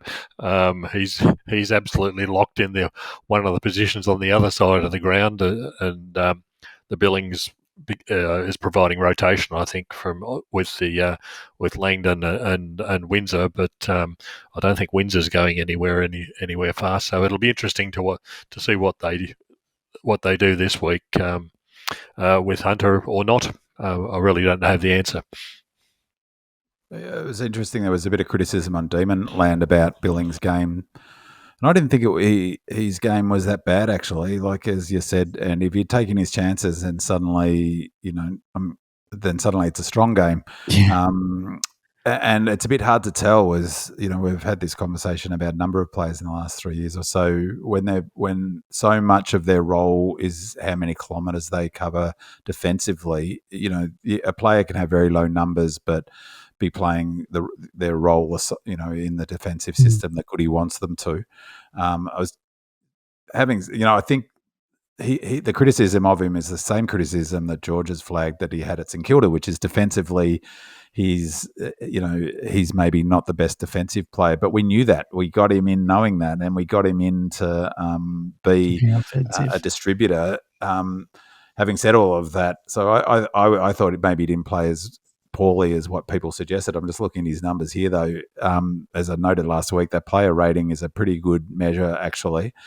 His best game so far was the game against the Hawks. So for context, he scored 10.3 points in that game. His player rating was 10.3 points in that game. And the week before against the Doggies, he was 8.8. In this game, he was 2.5. So, that's a pretty big drop-off, and his disposal efficiency was 64%. So, a good night for footy. You'd want him to be kicking a bit better than that. So, look, I don't think he'll get dropped. I can't, I think it's a bit, as I said, it's a bit hard to tell because you don't know what his key indicators are and what his role specifically is. But my sense from watching and even on the replay was that he didn't play as badly as what some had suggested, though that player rating isn't that brilliant. Old Man Rivers says, Demon Young Guns, just incredible drafting over the last 4 years. Firstly, 𝗍𝗲, Riv Dog, Bowie, pre-premiership, and now the second wave is just as impressive. 𝗟𝗶𝘀𝗁𝗀𝗁 McVee, JVR, Blake Howes, and the smooth-moving Caleb the Duke Windsor, all making a serious contribution in 2024. Just sensational vision from Jason Taylor. Do you think Colton Tolstrup will have the same instant impact when we unleash him later in the season? So, big man, you must be impressed with our young guns. You've said it already tonight. Who have saddled up and are making significant contributions. Most of them, they're in their first or second seasons and slotting into their roles just like 50 gamers, 100 gamers. It's just incredible. Absolutely, and it's what I said in the season preview is that what people aren't, crediting when people were. David King, for instance, predicted we wouldn't make the 8. I mean, that just looks ridiculous now, let's be frank.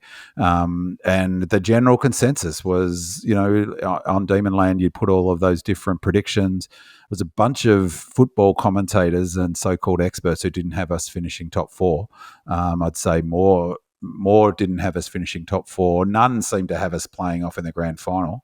And one of my pushbacks about that, as I raised on the podcast, was no one's crediting the fact that the scope for improvement in players like McVee, let alone Howes hadn't even played a senior game, is already a lock in our best 23.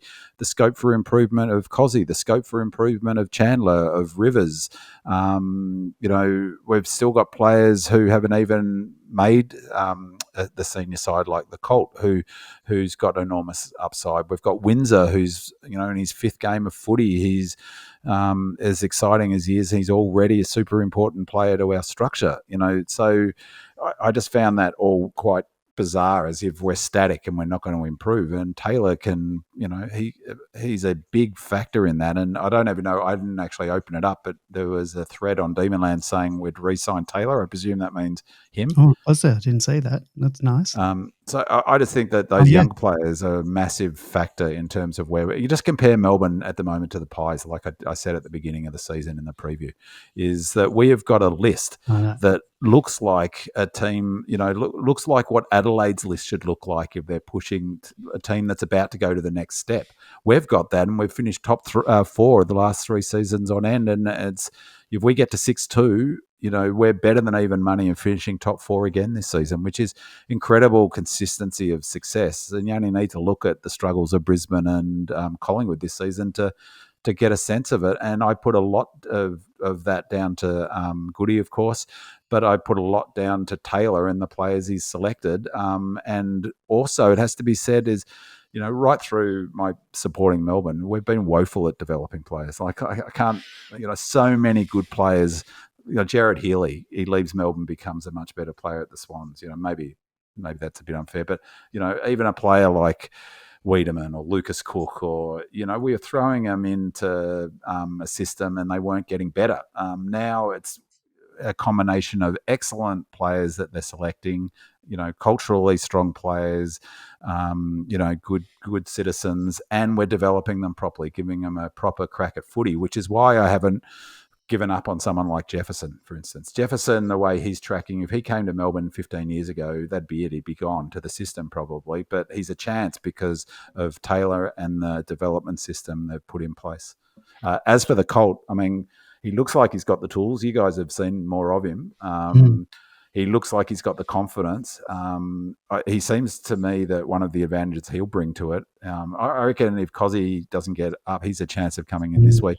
Yep. I think the advantage that Colt has is that he can play inside mid and also as a half forward. I'm not sure what his tank's like, but he could probably play sort of that dynamic half forward role the way that fella from Hawthorn who went forward in the second half.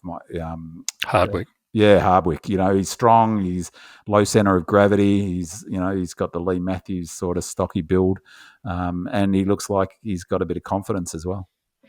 You're right about the development side of things. I mean, the fact that Windsor comes in, while he's a high draft pick player, he comes in and he just looks like he's played 50 games. It's not like he didn't spend the first 25 games down at 𝗍𝗃. He's come straight into the side and just holds it down. And McVee's the same sort of thing. This guy's, he's played 30 games now, but there've been 30 consistent games. I watched a bit of the St Kilda game. There was a kid called Young who was playing who was a high draft pick as well, playing on the wing. He looked all at sea. He really didn't know. He was just completely overwhelmed by the game. Super fast, and he's going to obviously have the talent, but he struggled. Whereas the Windsor's come in and he's not struggling by any stretch of the imagination. So, and McVee's probably an even better example because he was you'd expect Windsor to be good. He was pick 7. Yep. McVee was, I'm right in saying he was a rookie pick, wasn't he? Yes, 13 or 16 or 19 or something in the rookie draft. Yeah, and few people would have picked him as the player who was going to be a best 22 player at the beginning of, say, the 22 season. Yeah. I certainly wouldn't. I mean, I remember we were talking about he might be a player who might get cut. Yeah, of course, he's a rookie. So that's development plus, isn't it? So you can, obviously he, in that fantastic interview you did with him, Andy, like that, he went back with those other WA boys and worked his backside off and got AFL elite fit.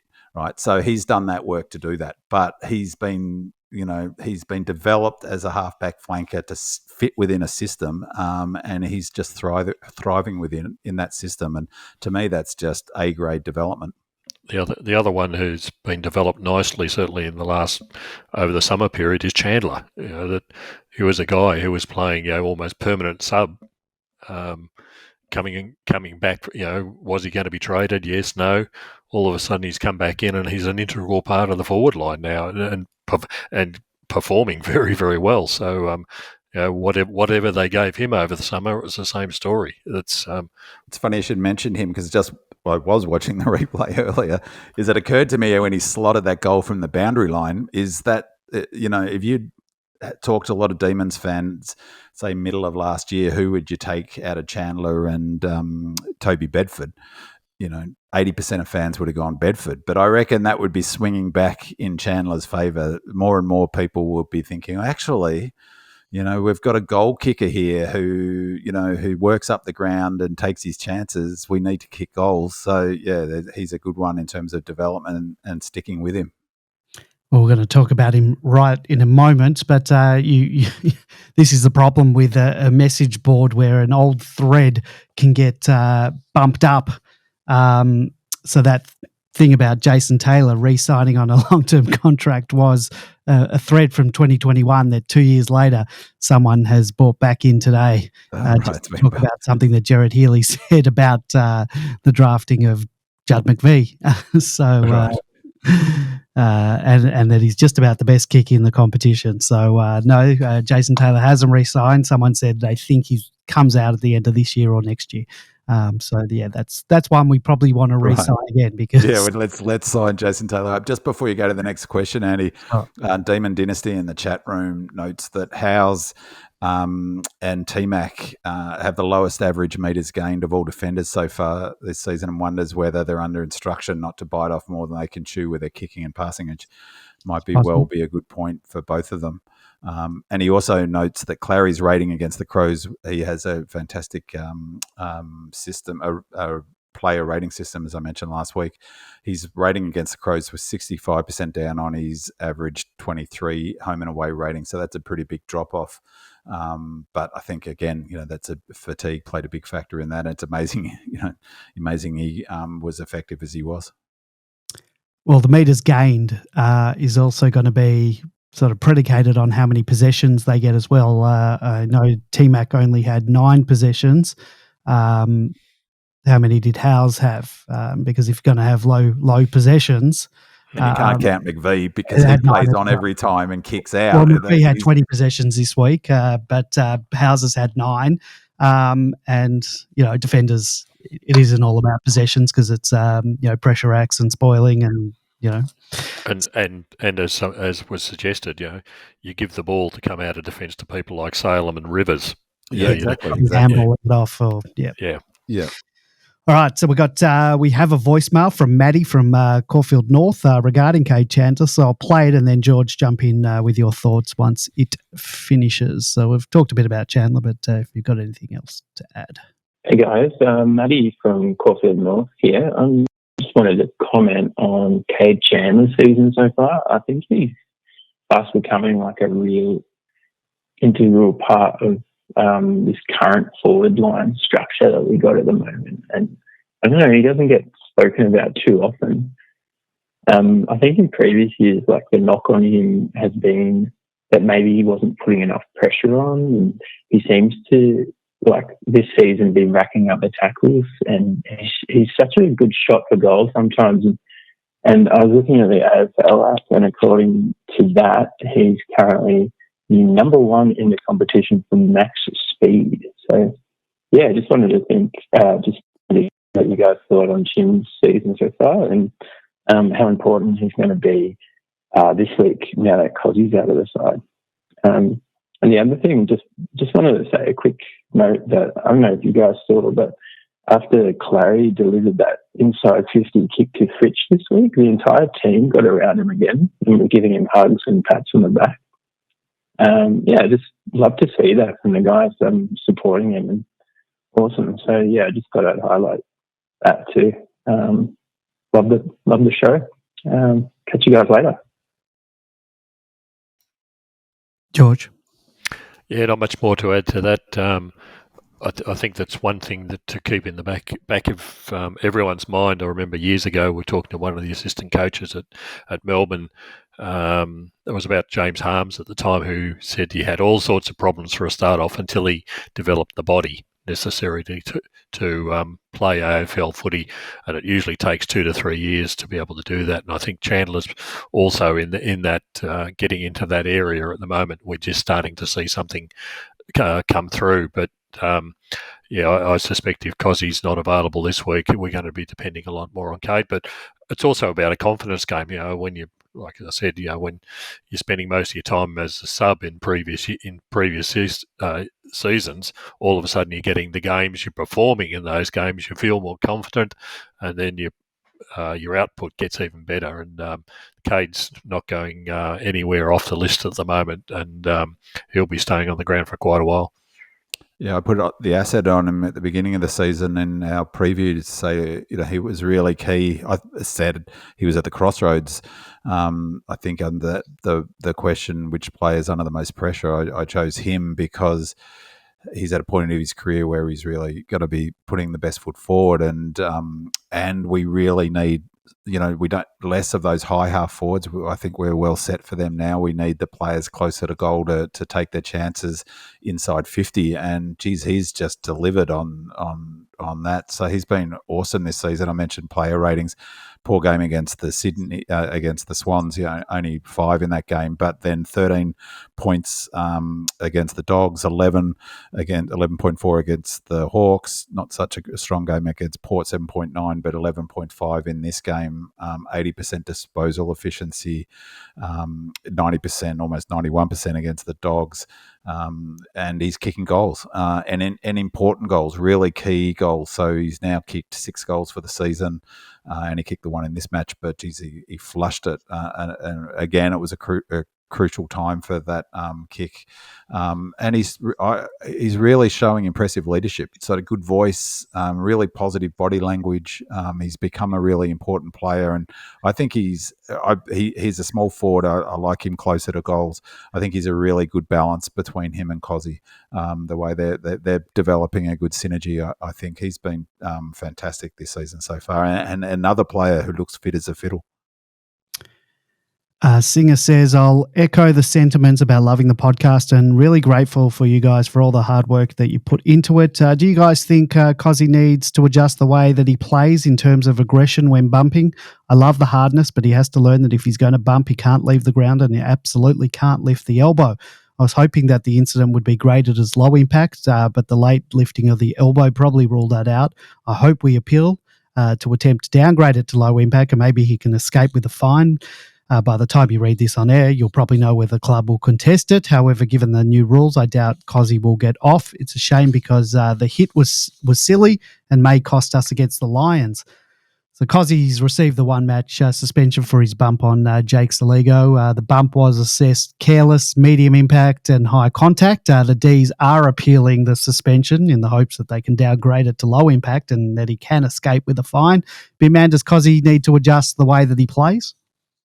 Yeah, it does, I think. I mean, just to be clear, though, this wasn't a bump. So, ironically, it was a smother, attempted smother from a handball. So, it wasn't, they keep talking about him leaving the ground. It's annoying me. He didn't leave the ground to bump. He should absolutely not be doing that. You know, as I've talked about, what positive benefit does that bring? But this wasn't one of those occasions. For me, the issue was he raised the elbow. It was just stupid, I thought. I thought at the time, I mean, the bump would have been minimal. It was really, if he didn't raise the elbow slightly, then he would have, at worst, got a fine, I think. But it was silly. He does need to not do it. He missed the first game of this season. Who knows what difference that would have made on a slippery night. 𝗍𝗀𝗃 kicks a couple of early, maybe we win that game. I don't know. But the point is that he shouldn't be missing games of football. And yes, he needs to. I think Goody sort of mentioned it in his presser,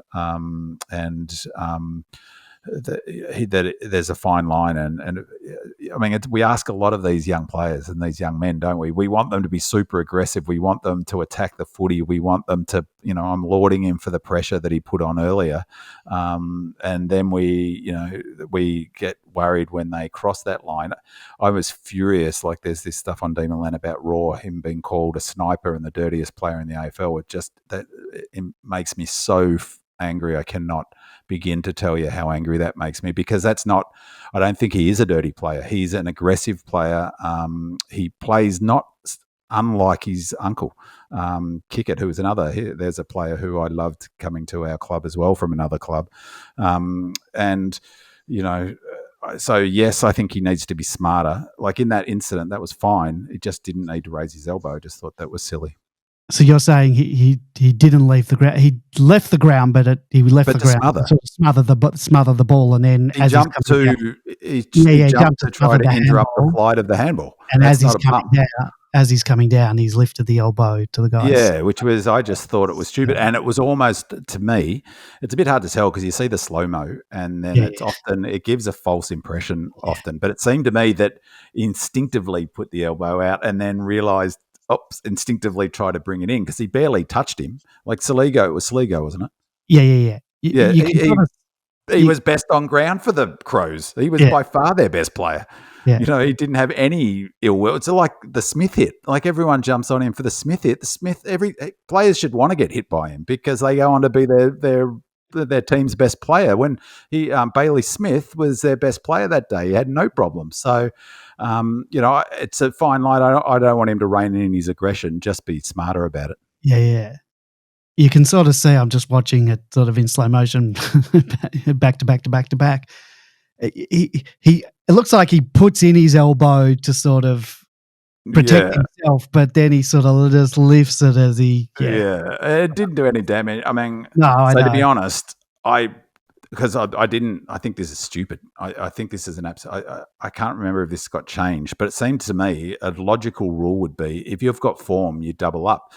What would be 1 week should be 2 weeks if you've got form for doing the same thing. If you want to stamp out head high stuff and there's a player who keeps doing it, just give them, I don't know where that sits at the moment. But I think he's probably fair enough if he doesn't get benefit of the doubt because he has got form, hasn't he? Yeah. Well, he's been suspended in the last game of the year. He got suspended the first game of last year, and now he's been suspended. While I think of it as a completely different thing, but just something that really made me angry was Dermot Brereton suggesting that Clarry short-stepped or questioning his courage when he didn't just when Fogarty was running towards him at full steam. What on earth is Brereton talking about? I mean, my God, what did he expect Clarry to do? And that's exactly an example of what I mean about footballing. Football needs to change, because what benefit would have he accrued if he'd gone into Fogarty at full speed? He would have been reported. Yeah. Like he would have given away a free kick to Fogarty. He would have risked knocking Fogarty out. He would have been risked getting knocked out for what? To give another player a set shot from the boundary line? And then all week the focus is on on what a terrible hit on Fogarty by Oliver. Exactly. And what's he supposed to spoil him with his busted hand? I mean, Brereton is a complete clown. It's a complete clown. There's something about Brereton later about him hating Melbourne.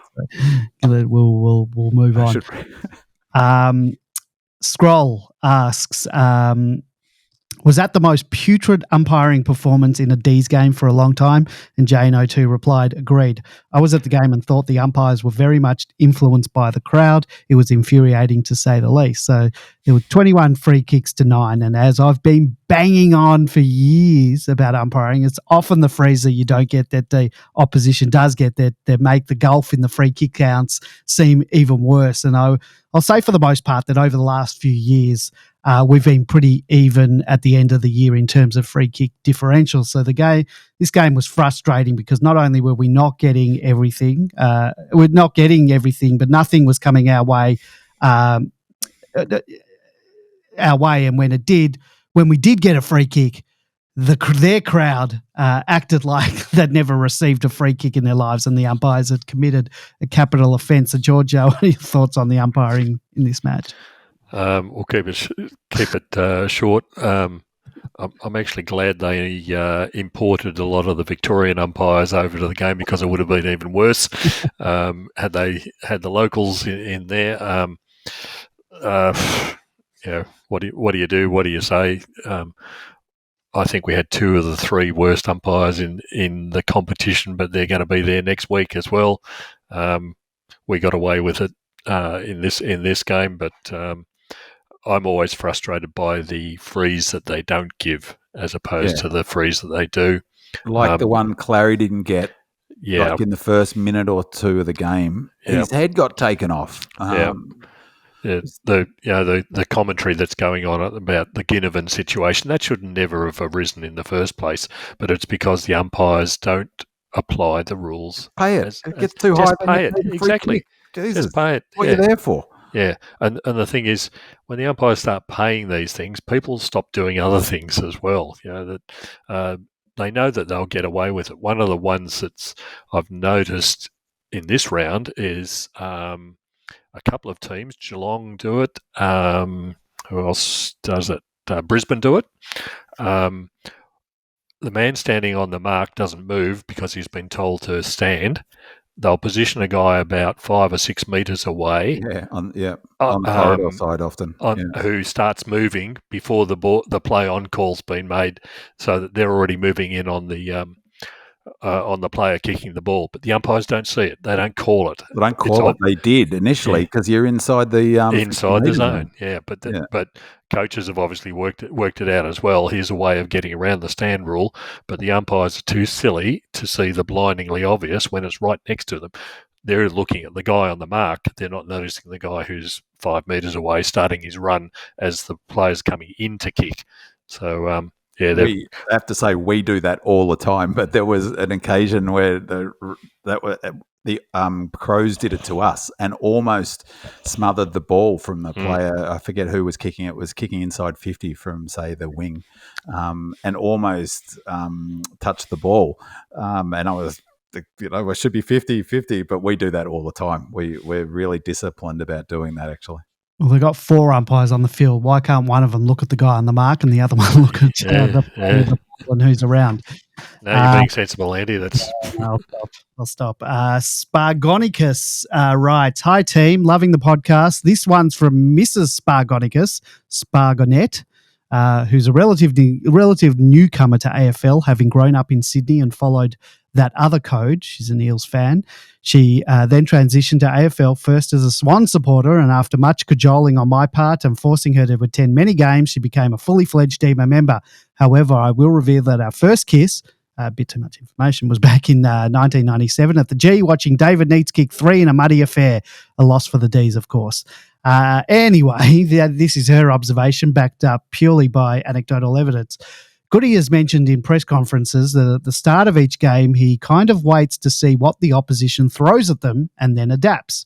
𝗟𝗶𝘀𝘁𝗁 thinks this may have something to do with our pattern of slow starts, catch up, burst in the third term, and then tiring out in the final quarter to try and withstand a spirited comeback against better sides, obviously, like the 2023 finals. She thinks this might be a less than ideal mindset to enter a match with, in preference to a more positive starting mindset of we're taking this game by the throat or we'll stamp our brand on this game. She knows about our defensive structure game.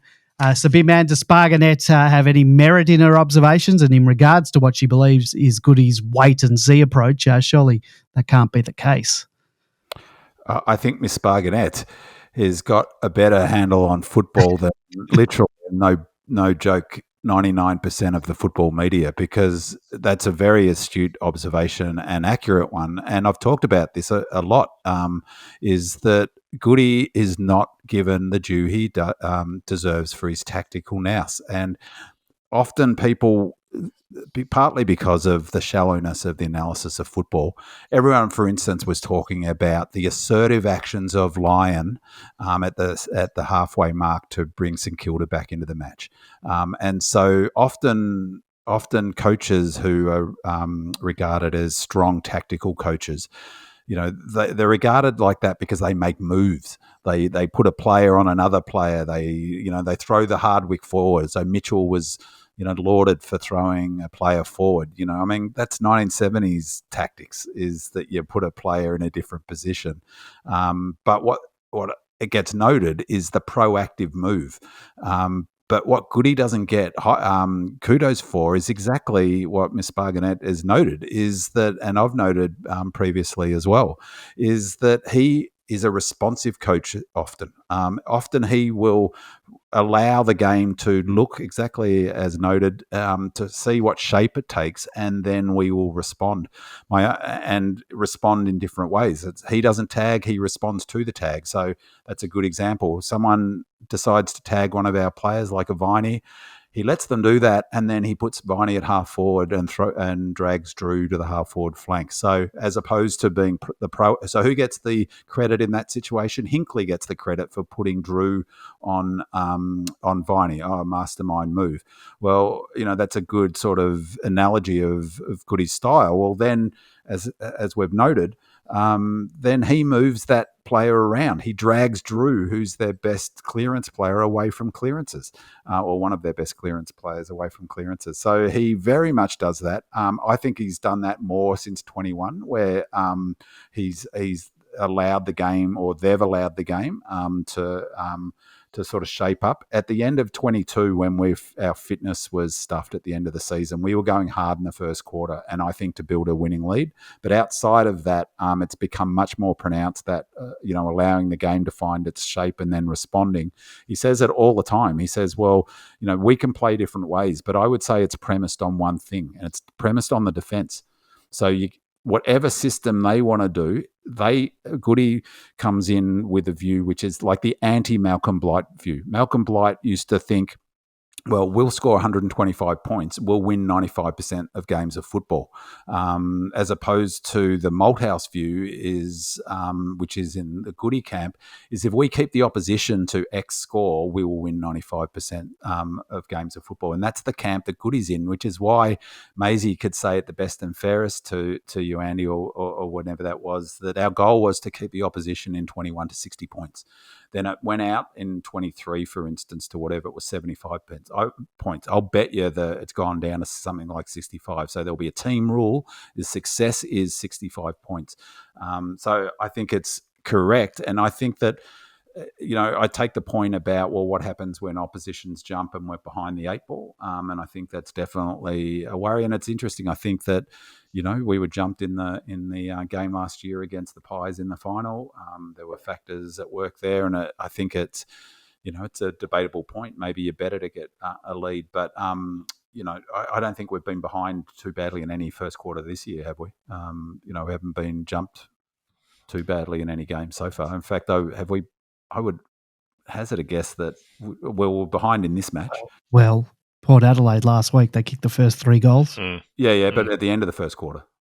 Oh, yeah, we evened it up, yep. Yeah. So how many maybe only in this game was only a few points. So so far this season, the strategy hasn't led to any blowouts in the first quarter. And the advantage that Melbourne have got over every other team is even when teams get on top, like Port were, they could only get those 3 goals. We didn't let them get 5-6 goals like Brisbane are giving up. Brisbane are giving up. They've given up 5 goals plus in a row, like 4 or 5 times this season. Melbourne won't do that in the full season, where we give up runs of 5 or 6 goals in a go. So I think a very astute observation. I think it goes to the way Goody likes to coach. And for me, the way he has his defensive system working is why he's able to coach that way. And I think it's a brilliant strategy. It goes to this idea as well as you could say, actually with this game is a good example of it, is that his coach team, Melbourne, controls momentum better than any other team in the AFL. It's not about how much you win by, it's about winning, which is why under Goody, if you look at his win record, as we've talked about, it's like 56% or whatever, but I'll bet my bottom dollar that he's got the highest number of wins between, say, 8 points and 23 points or something, because he's not interested in a 60-point win. For the sake of it, he's interested in the 4 points. And this game was a good example, is that if the only way that the Crows were going to win this game was to open it up and attack in that last quarter, and he wasn't going to allow it. So exactly like George said earlier, it never felt like they were coming.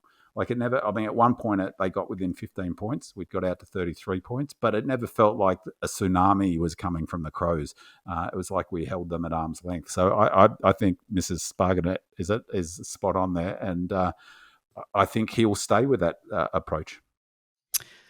I think I'm going to need proof that there is a Mrs. Spargonicus or Sparganet. I think he may have made up a partner just in case that B-Man had poo-pooed the theory. So now that B-Man liked it, Sparganet is going to get the credit.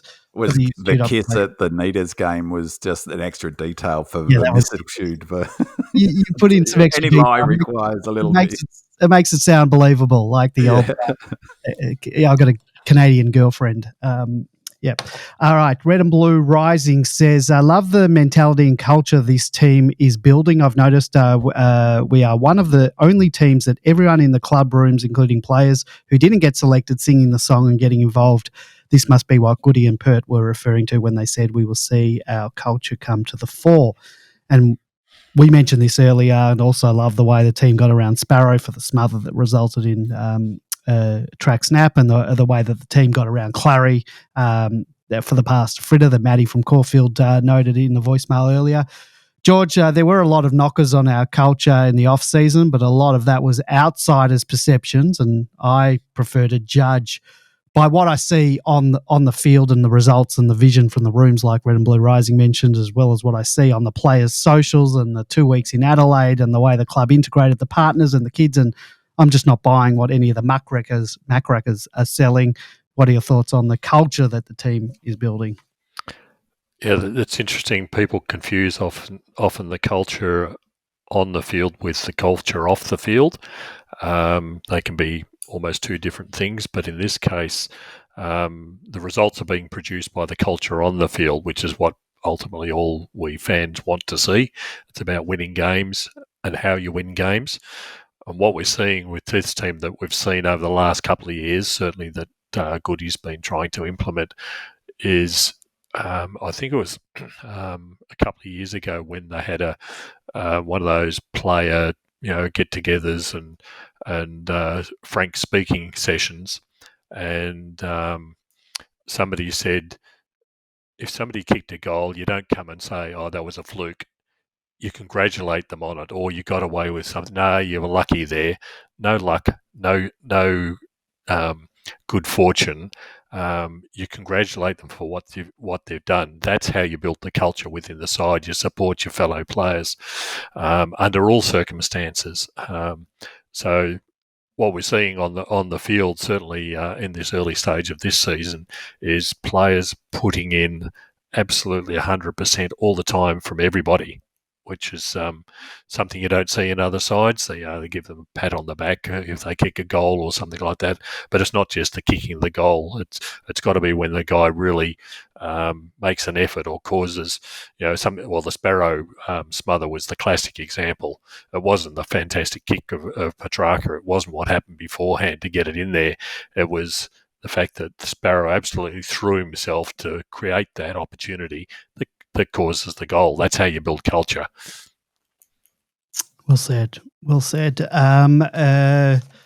John Demonic says the South Australia plan was executed so perfectly you have to wonder if it wasn't 6 months in the making. October last year, did we come up with this double-header idea and pitch it to the head of AFL fixturing, given we had Harris and Petty wanting to be closer to family with a supposed interest in a trade before being convinced to stay? Perhaps his contract honouring came with a promise from the club to do the best to get him extra time with family in season.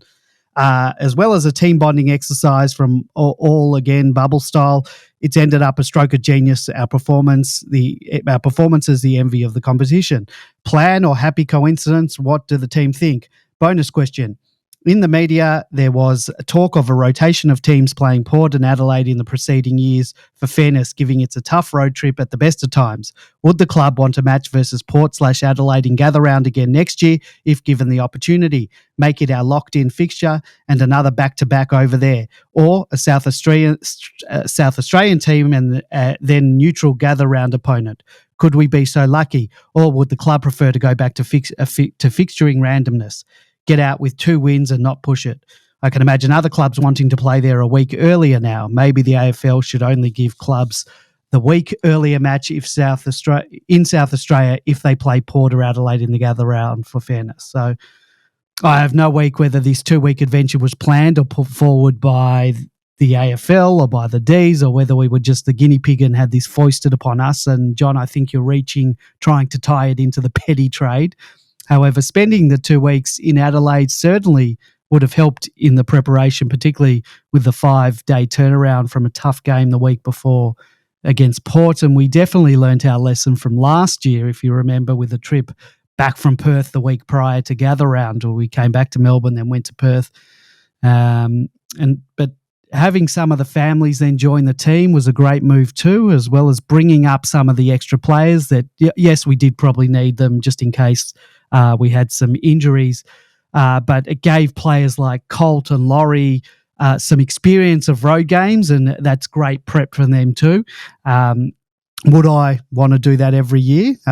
If you could guarantee the 2 wins, then sure. But I think we should be given other concessions too, because look at this, guys. We've played 3 out of 5 games this year already interstate. No other team, with the exception of other interstate teams, have had to do that, and some even some haven't done that.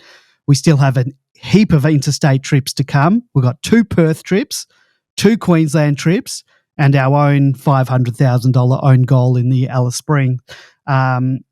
Knock one of those off and guarantee that no trip down the Prince's Highway, and then you've got a deal. I'll do the 2 Adelaide games again. Big man, your thoughts on future gather rounds for the Demons, and whether you'd like to see the Ds do another doubleheader against the SA teams, or do you think that there should be maybe a showdown of the 2 Adelaide teams in gather round? Look, to be honest, I haven't really taken much interest in that whole thing, because the fixture is such a joke anyway. This idea that it would be unfair I just, to be honest, doesn't hold any water for me. The fixture is fixed. It's completely unfair. It's a joke anyway. So who cares if the Adelaide teams get some sort of leg up? As for the planning, I very much doubt we went to the AFL and said we want to go back to back, but there's no doubt it's been 6 months in planning. I know it has been. That's what the players have said, that they've been planning this for a long time, and that, that's the thing about it being a business trip. That was clearly a theme of the weekend. They learnt their lessons from the previous year. We were here on the podcast critical of the decision to fly back from Perth to Melbourne and then back to Adelaide for Gather Round last year. It was super clever, that culture that George spoke about. I agree, there's on-field and off-field. I think they're sometimes conflated, but the off-field looks really strong, and there was a lot of emphasis on how many kids there were at the Port game, and that there were Easter hunts on the Sunday, and the families were there, and is it any coincidence that you've got a happy Clary and the team all getting around him? And I think they planned it really brilliantly. They were evidently they were so obviously thrilled to get the 2 games. Personally, I think it's really a tough ask to play back-to-back games at Adelaide Oval because, look, 20 free kicks to 10 or whatever it was. Don't tell me that that's got nothing to do with the fact that game's at Adelaide Oval. So if we'd lost that game, it would have been a hard pill to swallow with that standard of the umpiring. However, having said all of that, do we play Port again this season? I think we do with the MCG. The MCG. I would be happy. They love Adelaide Oval. Melbourne have got the second best record in the last 2-4 years or something. Under Goody, it's like only Collingwood have got a better record there. They've got a better win rate, but we've won the most games. We've won 12 at Adelaide Oval now. Yeah, we've won more in the last, I think it's 3 years. So I would be well and truly up for us having a fixed game that first week against Port. Offer that to the AFL. So we'll play the week before against Port to get at Adelaide Oval, and you get a big crowd. Victorian team. Sorry. And then the week before, and then we'll play. But we'll do that. But we want to play Adelaide at Adelaide Oval against every 3 years we'll play the Crows. But on the other time we want to play a Victorian club. Yeah, well, I like that. We're going to have to play an Adelaide team anyway in Adelaide, so we may as well do it before Gather Round and have and I think it's a good bonding thing for the team and for bring up a couple of the young players as well. And what's the benefit for the AFL? That Melbourne, at least for the next 3-4 years, Melbourne Port is going to be a blockbuster sellout game every single time. So that gives them a blockbuster game on, say, the Saturday night, and then the week ahead of Gather Round. So I that would work, I reckon. Yeah, I'd do that. It's interesting. Fremantle have stayed in Adelaide for their game this week as well, so they're doing the same thing. So I wouldn't read too much about planning this or asking for fixturing. It's just the way that it fell. Yeah, but we could be proactive and say we will take we'll even play Adelaide. We'll play. We'll do the same thing again, but next year give a 7-day break instead of a 5-day break. Well, no worries. We'll play back-to-back Adelaide games at the Oval, and give us another concession because we're still. Think of it, as I just said, we've paid 3 interstate games already this year, and then we've got so many more coming up. 2 trips to Perth, 2 to Queensland. It's Alice Springs. That equals refusing to play at 𝗟𝗶𝘀𝘁𝗁 Park and Taxpayer Park. I guarantee you we'll be back at 𝗟𝗶𝘀𝘁𝗁 Park next year. And we'll have less travel interstate. No, we'll have the same amount. I'll guarantee you. Maybe one less. Okay, here's our Dermot Brereton thing. This is from our good mate Enzo. You remember Enzo? Had him call in the last couple of weeks. This is his encounter with Dermot Brereton. Now, I don't know if this encounter actually occurred. I'm going to take Enzo at his word. G'day, guys. It's Enzo here. How you doing? It's been a great couple of weeks beating Port Adelaide and Adelaide. Do you know how Dermot Brereton has been saying bad things about Melbourne? I can tell you the proof about Dermot Brereton. He really hates Melbourne. I was at the game. I've been in Adelaide this weekend, and I was at the game between the Bulldogs and Geelong, and I saw Dermot Brereton walking up the steps, and I said, "Hey, Dermy." I said, "Hey, Dermy." He goes, "Yeah." I go, "Hey, Dermy, the Demons are better than what you think." And do you know what he said to me? He looks at me and goes, "The Demons?" He goes, "Win something." And I said to him, "Yeah, we won the premiership a couple of years ago." He goes, "Look, that's only because of COVID."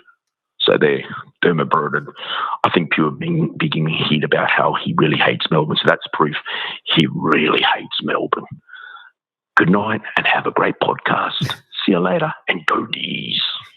Big man, any thoughts on Dermy and his not so much love for Melbourne? I don't know where to begin. I mean, good Lord, how's he getting a gig that involves public speaking or talking? I mean, really, honestly, he's whatever. But that comment about Clary was it's just ridiculous.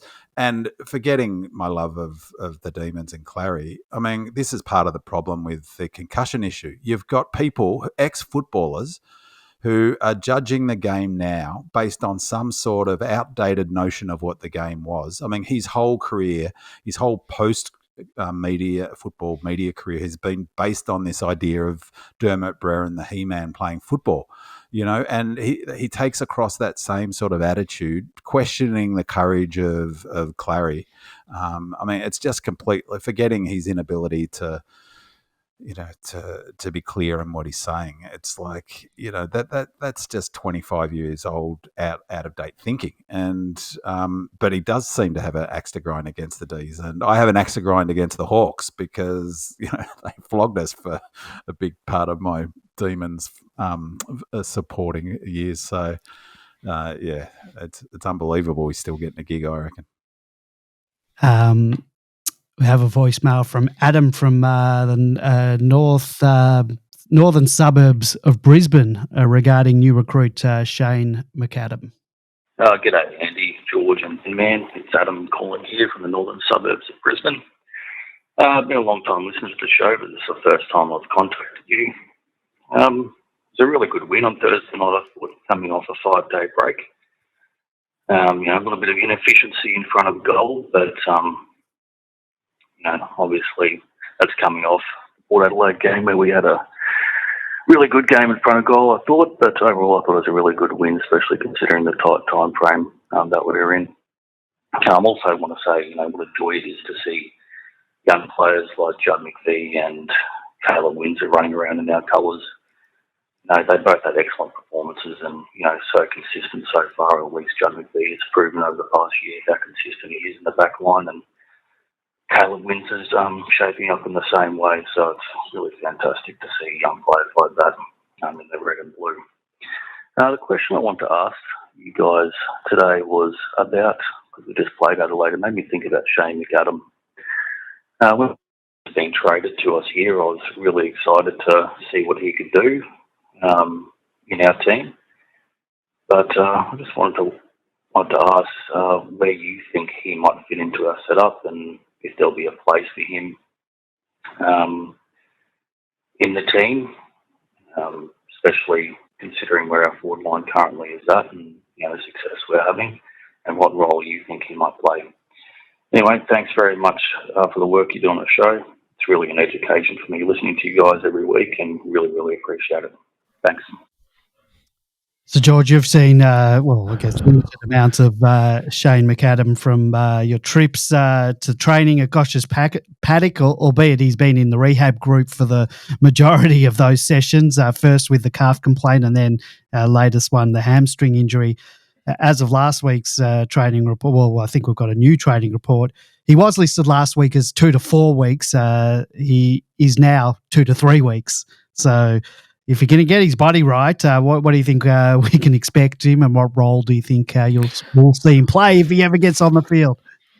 Well, I think that sums it up, Andy. If he ever gets on the field, it's he's been at the club since last November and has really not even got onto the training track during that period of time. We've spoken about it time and time again. When players like Viney, for example, got a decent pre-season, guess what happens? I can't see McAdam with a lack of pre-season almost totally, and injuries subsequently, even getting onto the field and having any effect before the end of the season. He might be lucky if somebody else is unlucky and gets injured. I think he was recruited as a small forward type player. But until we actually get him fit for a start off, and then obviously needs the conditioning on top of that. When you've got calves and hamstrings, we've seen with Hunter alone, how many weeks has that been? It's 10 weeks, 12 weeks, something along those lines. And for McAdam, it's been the same sort of thing. So small forward position is what we almost recruited him for, but I think we'll be lucky to see much, if anything, of him this coming season. And here it is at round 5 already. Haven't seen anything of him. I think he was more medium forward. My sense is that he was brought in to play 𝗟𝗱𝗀𝗁𝘀𝗁 role. So a sort of medium forward, small medium, because he's same height as 𝗟𝗱𝗀𝗁𝘀𝗁. He's actually relatively tall, McAdam. And to play that sort of defensive forward who can still kick goals, his big problem is going to be that 𝗟𝗀𝗀𝗁𝘀𝗁 is back in 2 months. Yeah. And so I think he's been brought in to play 𝗟𝗟𝗀𝗁𝘀𝗁's role. I think 𝗟𝗟𝗀𝗁's going to beat him to that role the way things are tracking. Yeah, yeah. And I just have a feeling he's just going to be one of those players that's just always injured. You know, he might I don't know. I just get that feeling. Some players are just, that's the way the body's built. We've had quite a few players over the years that are like that. Just can't keep on the park. All right, well, we're now into the changes part. But before we get to the changes, we'll go through the injury list because there was no 𝗚cie game this week as a result of the VFL and the SANFL having a match. And just a few hours ago, we received an updated injury report for this week from Selwyn Griffiths. We also had a training report from Demonland track watchers Kev Martin and Fat Tony. They had the following players in the rehab group who are on light duties: Chandler, Ben Brown, T-Mac, and more on those guys in a moment. Hunter apparently was involved in and got through a scratch match against Carlton's VFL team and is available for selection this week, but you think he might go through another game in the VFL this week given his long layoff with a calf injury. McAdam, who we just talked about, is still listed as a hamstring 2 to 3 weeks. He was also in the rehab group, and that injury just seems to be going on and on. 𝗟𝗀𝘀𝗁𝘀 was reported. He had the collarbone injury, 5 to 6 weeks, and he's just begun non-contact training. 𝗟𝗀𝗀𝗁𝘀 with the knee injury, 10 to 12 weeks away. In the training report, Seston was said that it was suggested that he was working on his fitness, which I assume meant that he's working on his tank rather than any injury. And then he wasn't listed in the injury list. Andy Wakefield was also in the rehab group, although and he has spent quite a bit of time in and out of the rehab group over the pre-season. Also wasn't listed in the injury report. Spargo, Achilles, now listed as 4 weeks. He was listed as 3 to 4 weeks last week, so his injury also seems to just be dragging on and on. And Turner with the hip injury, he was also in the rehab group, but they listed him as his hip is finally available. So I assume he'll go back to 𝗚cie and build up for a return to the ones when he's called upon. Marty Hoare with the thumb 2 to 3 weeks was not present at training. So it's not unusual, back to the guys who were in the seniors, it's not unusual for both T-Mac and Ben Brown to be on light duties at training to nurse them through the season, as we've noted in the past few weeks. And Chandler, who's had some of those knee injuries the past few weeks, but has played out both games. So I'm not surprised that he's on light duties just to nurse him through this period while he's got knee injuries. Hopefully he is okay because 𝗚cie's out, and then if both of them are out, our small forward stocks cupboard is going to be very bare.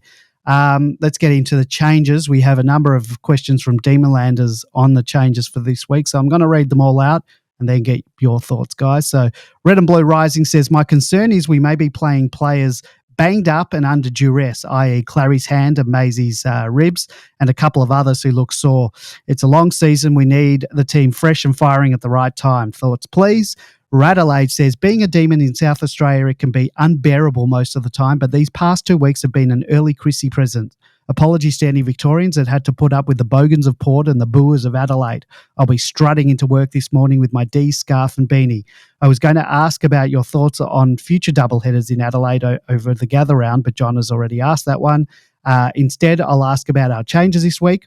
Who do we replace 𝗚cie with? He's almost impossible to replace. There's simply no like for like. So who could possibly bring even a quarter of the dynamics that he brings? It might be a lot of pressure, but could we see the Colt finally get a call up? The past few weeks, you've been touting resting Ben Brown, but with the bye coming up, do we just roll the dice and play him? D-Minion says, By the very high standards that we've come to expect from 𝗟𝗏, he had a relatively quiet game with some brilliance sprinkled in. He is clearly hampered by his hand injury, despite going into the bye after this week. Should we be looking to rest him against the Lions in order to give his hand the time it needs to heal? After all, the season is a marathon and not a sprint, and we need these lethal hands to be cherry ripe at the pointy end of the season. If so, who would you bring in? 𝗟𝗶𝘀𝗁14 says, what's the ideal way to manage Big Benny Brown? He can't play every single game of the season, and we need him ready for the finals. I think we have to rest him against lesser opposition and also try to avoid interstate travel. Well, he didn't avoid interstate travel this last 2 weeks. So the main question is, 𝗍𝗁, who comes in for him?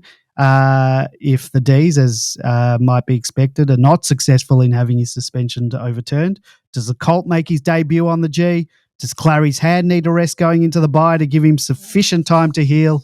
Ben Brown, do we roll the dice on him to the bye or rest him and perhaps play a Tom Fullerton against his old club? Any other changes, B-Man, than you, George? I think I'll defer to George. He's got it right every week so far, and I don't think I've got it right since about round 4 last year. So I'll let George take this one. Who replaces the Colt? I hope Colt, but I mean, if it is the Colt, then he jumps ahead of AMW, which is on his Wakefield, which is won't thrill Andy. But I'm thinking the Colt has that sort of a dynamic ability that 𝗍𝗁 has. Could they play like a 𝗍𝗁? I'm not saying he like for like, but because he's been. Well, they could shuffle around. I mean, that's what I'm saying, just shuffle around and 𝗍𝗁. I mean, I think I'd like the Colt. I think he's more dynamic than 𝗍𝗁. No knock on 𝗍𝗁 or Laurie, but I just want to see what. Plus, it's great to see new players. It's always great to see. So I don't know. I'll defer to George. He seems to be getting it right a lot. Would you, I'll ask before we go to George. Would you rest 𝗟𝗏? Should he be rest going into the bye? It's a bit like I said last week. I don't know. Like, it's sort of what would my answer be based on? I got no idea on where his fitness is at. We had this discussion every year around resting 𝗪cie and it doesn't look like it's part of the hand. Well, they're not going to play him if they're going to do any more damage, are they? And so, like speaking of Goodwin and Selwyn Griffith, a much discussed philosophy of Burgess was playing through pain and resilience, and Selwyn's an acolyte, isn't he, of Burgess? So I suspect he has a similar philosophy. I mean, we can see Petty he looks like he's played through a bit of discomfort. Brown the same, T-Mac the same, and 𝗟𝗏. So if history is evidence, then there'd be no reason to suggest that they would suddenly not play Benny Brown or 𝗟𝗏. 𝗟𝗏, his hand is probably no worse this week than it was, when he got his cast put on, or whatever that is. Not his cast; he's the equivalent of a moon boot on his hand. His glove. Yeah, glove. Yeah, I don't think we'll drop 𝗟𝗏. If there was a problem about playing him last week, it's the same problem this week. It's obviously not going to get any worse, short of someone jumping on it or standing on it. I think the difficulty with Colt is that we didn't play 𝗪𝗁. 𝗪𝗁 didn't have the game last week. They had a scratch match against Carlton. Did you say, Andy? Yeah, I just heard that in Selwyn Griffith's presser about the injury. Yeah. Colt probably didn't play in that game because if he was up, he came up. Yeah, did Colt go to Adelaide though? He was. They brought up Colt. Okay, yeah. Laurie and Tomlinson were already there last week, and then after Casey's game last week, I think Colt went up and maybe someone else. Okay. Sure. Yeah. I'd love to see Colt come in if 𝗍𝗁 were to go out, but I would have Woden on the ground. I think you can't leave him on the sub bench all the time. He's the next in line from the looks of things. Colt and 𝗪𝗏 were brought up after the previous Casey game. Yeah, right. Well, we can forget about 𝗪𝗏 and we can forget about Fullerton. Okay, so the question then is, Benny Brown looks sore, really sore to me. Can he last one more game? this is what we have. Selwyn as the insider, knowing this sort of thing. We're not that. And we've got the bye the next week. That's a big factor. We've got the bye the next week. That's the thing that'll probably sway them. Can he get through this game? We just don't know. He looks sore. If it was any other time of the year, you'd be going, give him a rest this week. Maybe not this time. So it's really going to be difficult. We're forgetting about that bloke called Stephen May down the back, still with 2 broken ribs. He'll definitely play because he played with a 15 centimetre rip in his hamstring in a grand final. So a couple of broken ribs won't be any problem to him. But I think we've played this will be our 5th game or whatever, and we'll be looking forward to this bye for a start. Because we really need it, especially coming off a 5-day break with 2 really hard games, effectively. So it's going to be difficult. 6th game. Yeah, 6th game. Sorry, yes, yeah. B-Man, did you want to add something?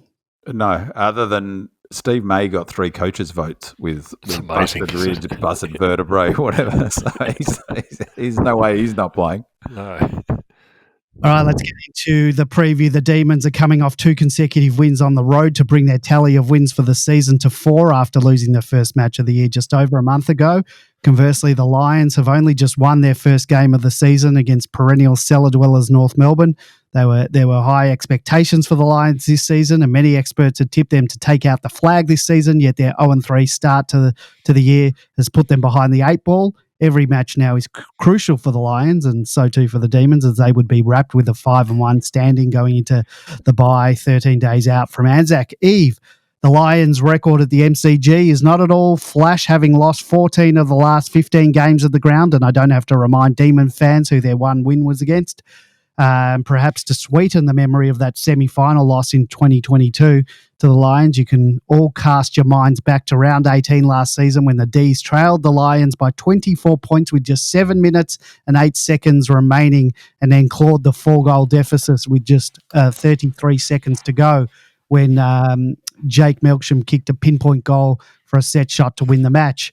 Smurf says, when the fixture came out and I saw this block of 3 games leading into the bye, the back-to-back Adelaide games and a match-up against last year's grand finalist Brisbane, I was very worried and thought we'd be lucky to escape with 1 win. My hardwired negativity, which thanks to this podcast I now have a name for, MFCSS, I anxiously feared that we could have lost a lot. Fast forward to the end of gather round and we collected the 2 on the road wins and are facing the Lions team that was toothless in the first few rounds and have finally found a soft kangaroo outfit to prey on. Still, we can't take them lightly. For the most part, they still have their personnel that took them to within a claw of having their paws on a premiership cup. Their forward line can be potent with their talls, mediums and smalls, all capable of finding the big sticks. Their midfield has a dual Brownlow medalist roaming around, and they do have a solid defence. How do you go about capping off a wonderful 3 weeks? How do we go about capping off a wonderful 3 weeks so that we can sit back and relax during the bye? So, George, followed by Midman, how do we beat the Lions to cap off a successful couple of weeks? There's a couple of things going on at the Lions. Firstly, their off-season antics, I think, have genuinely affected them. If there's disquiet amongst players because of what happened and with who, don't mention the culture. Don't mention the word culture. Yeah, word, George. That's the first factor. The reality is, as Smurf has pointed out, they've lost 3 games and they've just managed to beat the Kangaroos, the lowly Kangaroos. I watched a fair bit of that game. If it wasn't for Lachie Neale in that game, Brisbane would have lost it. Danaher and Hipwood is just awful at the moment, so that'll guarantee that you'll kick 7 goals against us, and from every angle. But really, it was Lachie Neale. What really surprised me was people like McInerney, 2 marks for the whole game for the ruckman, the big ruckman. He will get monstered if he's in the same form next week. Max will absolutely monster him. McInerney in the past has been a problem to us. But I think the other thing that's really affecting Brisbane is actually straight out injuries. 𝗍𝗍𝗀𝗁 not on it was their driver from the back line. That's how the ball finished up. That's how the ball finished up in the hands of Hipwood and Danaher all the time. He's not there. He is a huge out for them. The other one that they've got out, the other one's Connor McKenna. Again, a strong running player that delivers the ball into the forward line. Ashcroft's not available at the moment. He's a to be confirmed. Zach Bailey's a to be confirmed, so they're missing a lot of the. And Dodie, of course, hasn't played. I don't think he's played this season. So their backline without McKenna, without Coleman, and without Dodie starts to look a bit slim.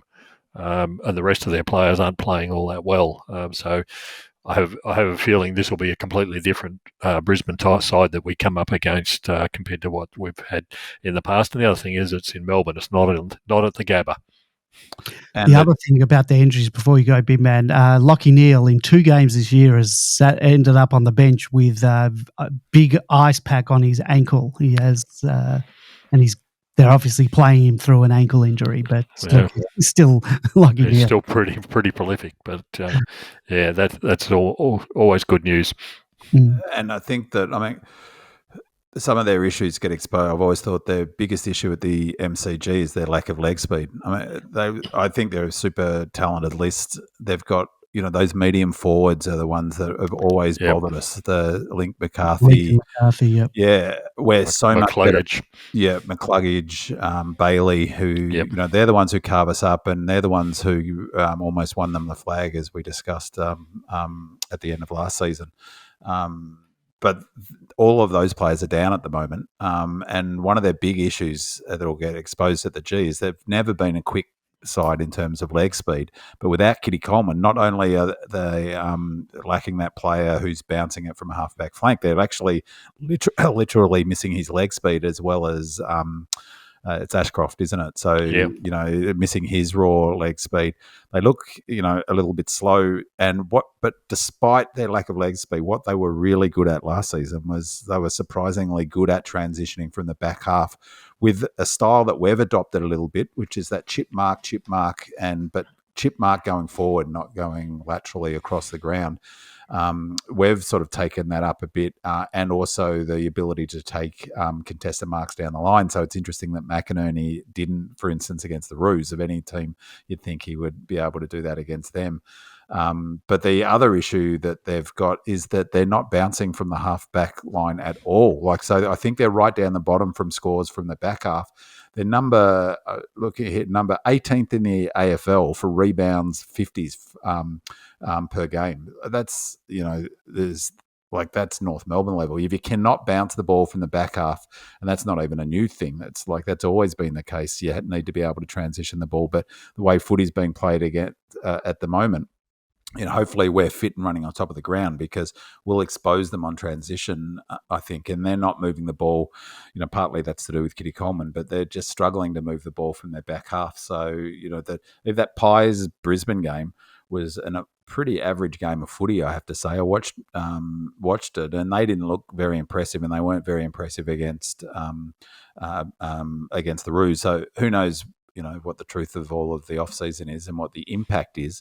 But they're not playing cohesively. They're not transitioning the ball. Their strengths are, the only way that forward line of theirs with Hipwood and Danaher works properly is when they move it quickly into there to give them lots of one-out opportunities. If they're not doing that, it just means that particularly a strong zone defence like the D's is that we'll chop them apart, because if there's any delay on the ball coming inside 50, then, we know that the T-Max or the Lever or May will zone off, or even, Howes was doing it, zoning off. Rivers did a couple on the weekend where, they'll come in and impact that aerial contest. So key for us will be just slowing their movement down from the back half, which we've been that number 1 in the AFL I think number 2 in the AFL at stopping teams transitioning from the back half, and doing the opposite is transitioning hard from the back half ourselves and getting lots of good looks inside 50.